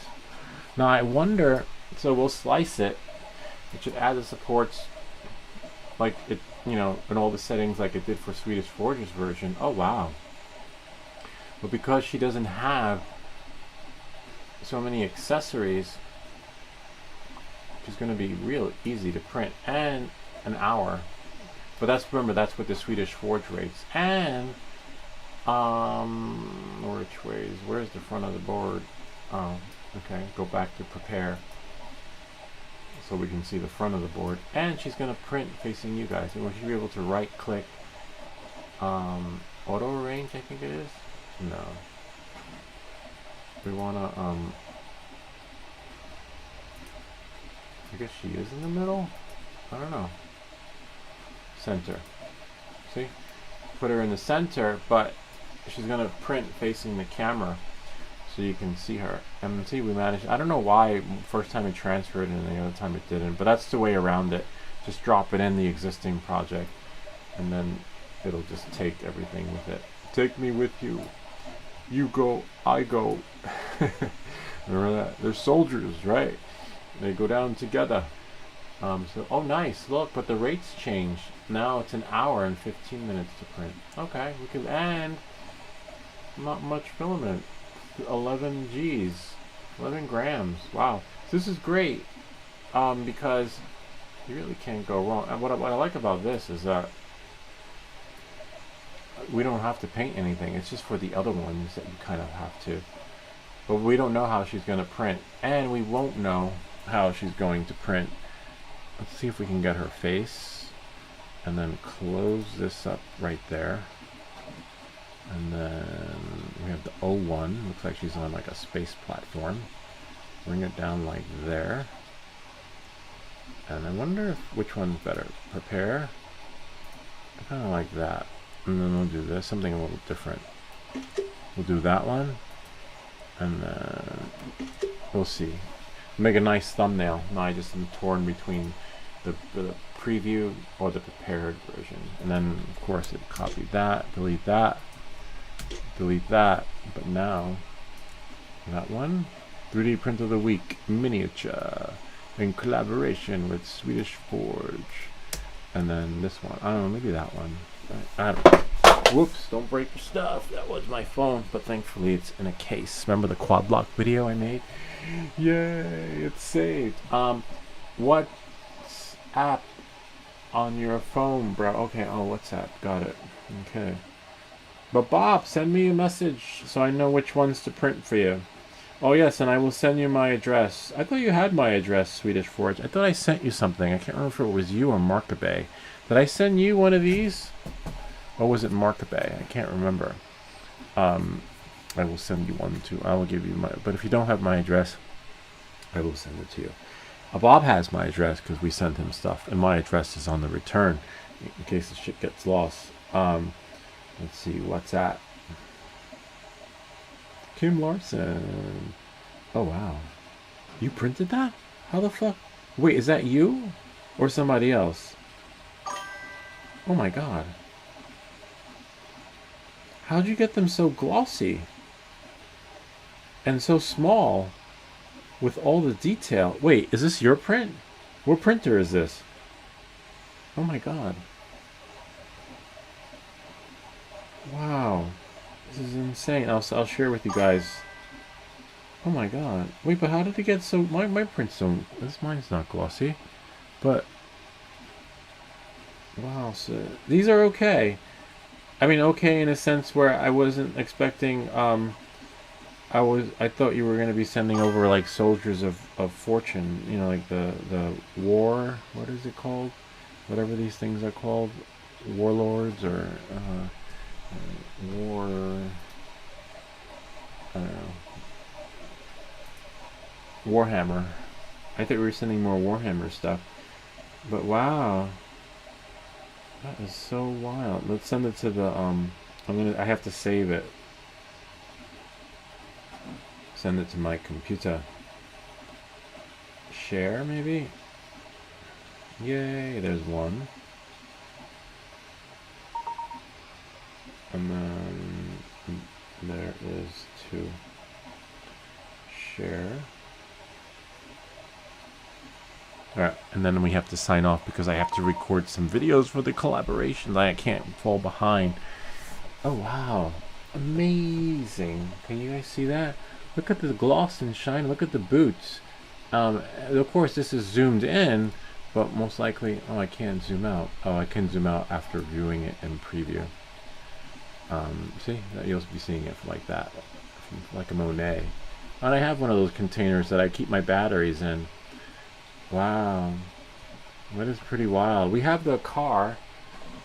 Now all we need is a driver. Here, I'll show you. Remember when I had printed the card prints for my little soldier to be one day? I don't know where the other one is though. There should be a couple of these cars laying around.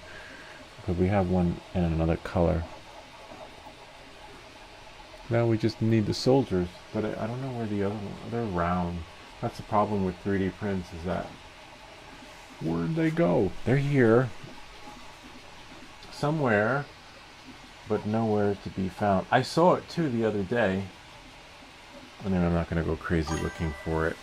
Found it. I am gonna go crazy looking for it because I remember it came out really nice because we did multicolor. And it's nice in multicolor too. Now we have the military car and we need the drivers. Send us our drivers, Captain. Cool, right? Yeah, that one we'll put. I don't know. So much stuff. Imagine when it's time to move. Like when I'm old and I have to like get rid of the place. Like get rid of the house as is. You have to take it. We'll sell it to you, but you got it. All the stuff comes with it. I'm not moving anything. Yeah, this is really cool. Wait, can you see? Hold on, Samsung me. I like it. And this is one, and then there was another one that came in too. There should be two in there. Photo 2. Look at the shine. I want that filament. That's really cool. That filament might be nice for fidgets too. It might make it smoother, right, for the transition process when going like spinning around and down. These are very military-like colors too, and you don't need to paint them. You can play your own game of Risk. Now you need to print a Risk board. Remember the game Risk? It went on forever. It was like worse than Monopoly. This is cool. So that's going to be my next print. Her. She's like more my speed. You know, doesn't require a lot of stuff. More like a minimalistic, less challenging. But we still need to print Swedish Forge's version in order to make that video. We can't say, hey, welcome back, guys. Because once I have it printed and it looks good and he's got his little tentacles, maybe I'll just do it with that one. It is a Warhammer, right? It is an official, and it is an official, what do they call it? Miniature. Which, if you've been following us, was simply impossible until we had the rates. Until we got the rates, and not the PID rates for our drone, the print rates, the print, you know, settings, not even rates, right? I guess rates go in your drones and settings go into your printer. But Bob, we're waiting on you, but don't worry. Can't wait to see what he sends us, what he wants to have printed for free, because it's a miniature, so it should fit in the box. He has a dog in mind. I just remembered to send his owner. Can't be a dog without the owner, and the onus is on you to pick and choose. But just as you can see, the less accessories the better, because then it's not what 5 supports. But it's challenging. Like, I like a good challenge, and this is a great challenge, because at the end of the day, no matter how many miniatures we decide to print moving forward, we want to get that one the way it's supposed to be. So even if I have to do it again, maybe add a little more info, I don't know, but it will be a work in progress. That might be the next step. We scaled it up to 130, maybe add a little more info. Maybe it's because remember when the axe broke, it was hollow on the inside, like literally. Maybe if we add more infill to the axe, or not to the thing itself. Oh, let's see if it sliced it though. Remember we were slicing it and we got like a spinning beach ball? Let's see what it sliced it as. Go here. Nah, I got an error. Missing extraneous surfaces. Nah, I guess we can split them. Let's try it again. Right click. Mesh. And split model into parts. So not everything can be split. Alright, it is what it is. But we're trying it again. Marine STL could not be split into sub meshes. Alright. Well, it is what it is. Let's try it again.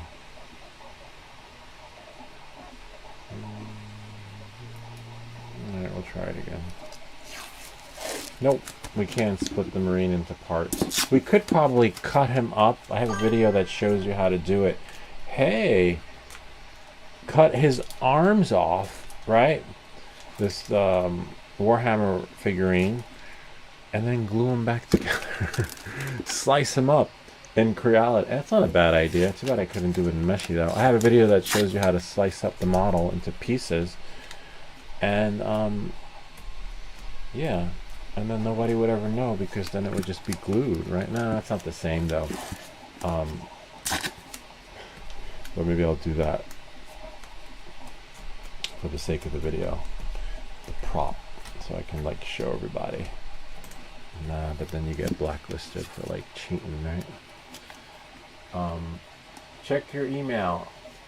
You can change walls to 3 from 2. Okay, I'll change the walls. We got 2 printing right now. I will change the walls. But let's see how these work out, because changing the walls will probably make the supports harder to come off, right? What do you think? I don't know. We'll have to see.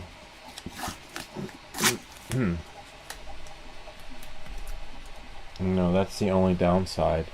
Like, you win some and you lose some. Like, the trade-off is we get a stronger print, but then you wind up breaking it anyway, because it's still harder to come off. Maybe. I don't know. We'll try that next. Because either way, I'm going to try it. And there's just so little filament. Like, so it's like, you know, you can try it again and again. So now I have to sign off because I have so many collaboration videos to make, which is fun. But we're going to do a radio with this one. We're going to test the parts, and then on the live stream, build the radio on the live stream, and then turn that live stream into shorts, and then they get what they paid for. Video, dedicated video, that gets like 24 views, and then the shorts that gives them the tens of thousands of views, because each short, remember the live stream, you get 49 videos, you get 800 to 900 or maybe 1,000 views per video, and so you do the math, they get over 10,000 views for that one little product, which is pretty cool. But I have to chip away at it. We make these videos so you don't have to. But before we sign off and check it out, let's see what Bob sent us. Bob, tell them what they won. Let's see what we have here. All right, I'm gonna go into my email. Let's see, Proton. Oh man, oh, it's in my history. I was like, wait, but I didn't bookmark the downloads. It saves what you downloaded. Like, what if I want to share it with it and do like a live stream of it? How to buy Lou. Sweet, I got Bob's email. Okay, let's see what Bob sent. Codes 3. Oh, Codes 3D. Okay. Oh, nice. Okay, we can do that, and it's free, which is fine. But let's see how it downloads. Oh, download all. Wow, it's a big file, 156 megabytes. What would all be? Hold on, let's share it with you guys. And then go. Oh, see, it's still downloading. It's weird though. Even if you have super fast internet, it doesn't matter, because if their server is slow on the, you know, receiving end, then the download speed's still going to be slow, even if you have a gigabyte per minute, like I do. And then we can close this out because we'll say goodbye. We always get the I said hi on the portrait mode, like I think they're bots. It's okay. And then go here. Where's the dog though? Oh wow. Oh, so it does come in pieces. Look at that. So you can do pieces, right? So you can glue them together, which is really cool. Again, we can cut the model into parts too, or you can print them as a whole. So let's open it. Because sometimes it's better that way. We're going to open it. It should open it on top of her, which I love when that happens, because then you don't have to change the settings. That's usually the default. And then zoom out, and then right click and center it. F5 is center, but now let's see what it does with supports. Slice it. I wonder if we have to print them at like, do all the prints have to be printed at like that angle, or should I leave it like this? So this one, oh my god, now I see why they, oh, maybe the ones for resin, I don't know. Now I see why they won't take long. 2-hour print, which is a little bit long, but you want to make sure that you get it right the first time. This one's not so bad because these supports can easily come off, as you see, because we are using Swedish Forge's settings, and just make sure it's scaled at the 130, right? Which is right here, scale. Yeah, oh, 100. Wow, see? Don't assume, but at least his settings are there. The nozzle and all that other stuff. The scaling part is easy. 130, I think 130, because remember, sometimes, as you can see, it does look a little bit bigger. Yeah, that's not a miniature anymore. So sometimes the default setting is the best setting. Pretty good, and you'll know. Let's slice it. See how much filament is going to be used. He's a little more robust. Kind of reminds me of the Thing from Fantastic Four, but with armor. Yeah, looks good. All right, these supports. Look, because what's great about these supports, we just snip all the way around, and then in here, yeah, this will be easy. Piece of cake. I hope. right? You can't get too excited. Because look, I'm on the 14th one of this one. I'm like, that'll do it. Definitely, we got this. And then the next thing you know, we're printing it again. All right, we'll see how that goes. Send us another one, Bob, because you said something about a dog. Anyway, you can print it like this. Yeah, oh, okay, great. That's good to know, Swedish Forge. So how do we know whether to print it at 45 degrees or not then? Like, what is that decision based on? Definitely don't print them on his back, because that's a disaster right there. But yeah, anyway, this is nice. Cool, Bob, good choice. And then if we go back to prepare, we can see more of the details. That's how it's gonna look. Kind of reminds me of something from the movie, I forget what movie it was, to be honest with you. The Iron Giant, maybe? Hard to tell. Oh look, you can tell he's a Warhammer. They have their signature look. The skeletons on the armor, the soldier of death. And then right click again. Wait, should right click again. Interesting. Right click. It moved. I saw it move. Let's try now. Zoom out. I just want it to be dead on center. Go here and where's my center? There we go. F5 is center when it works.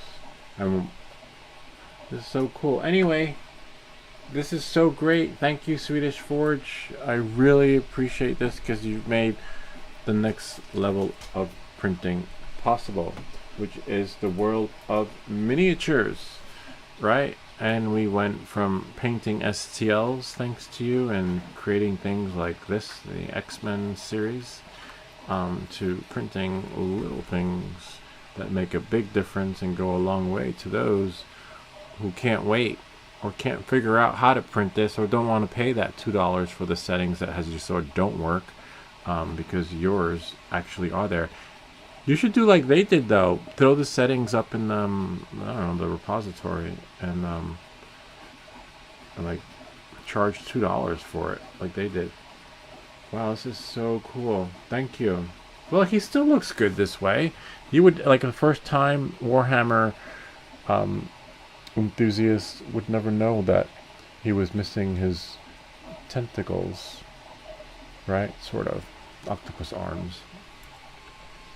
But definitely you are going to have a video coming your way. We'll find out whether or not we're going to use this one. It's still a miniature, because either way you're going to have trouble taking off the supports, or it's going to be that one with his octopus arms.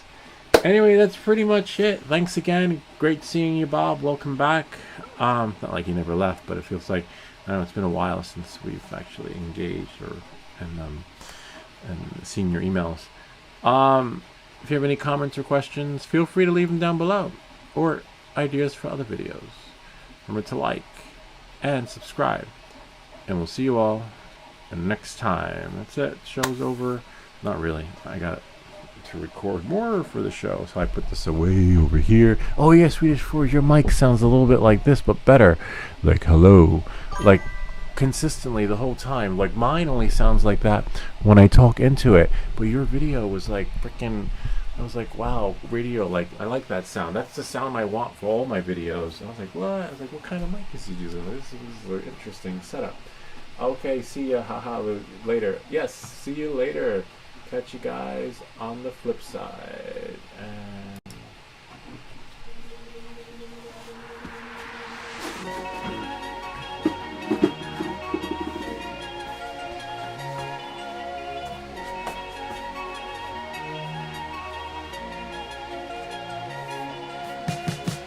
It's a beautiful day at the beach.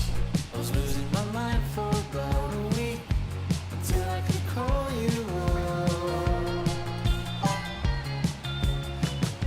I'll meet you at the waterline. Birds are flying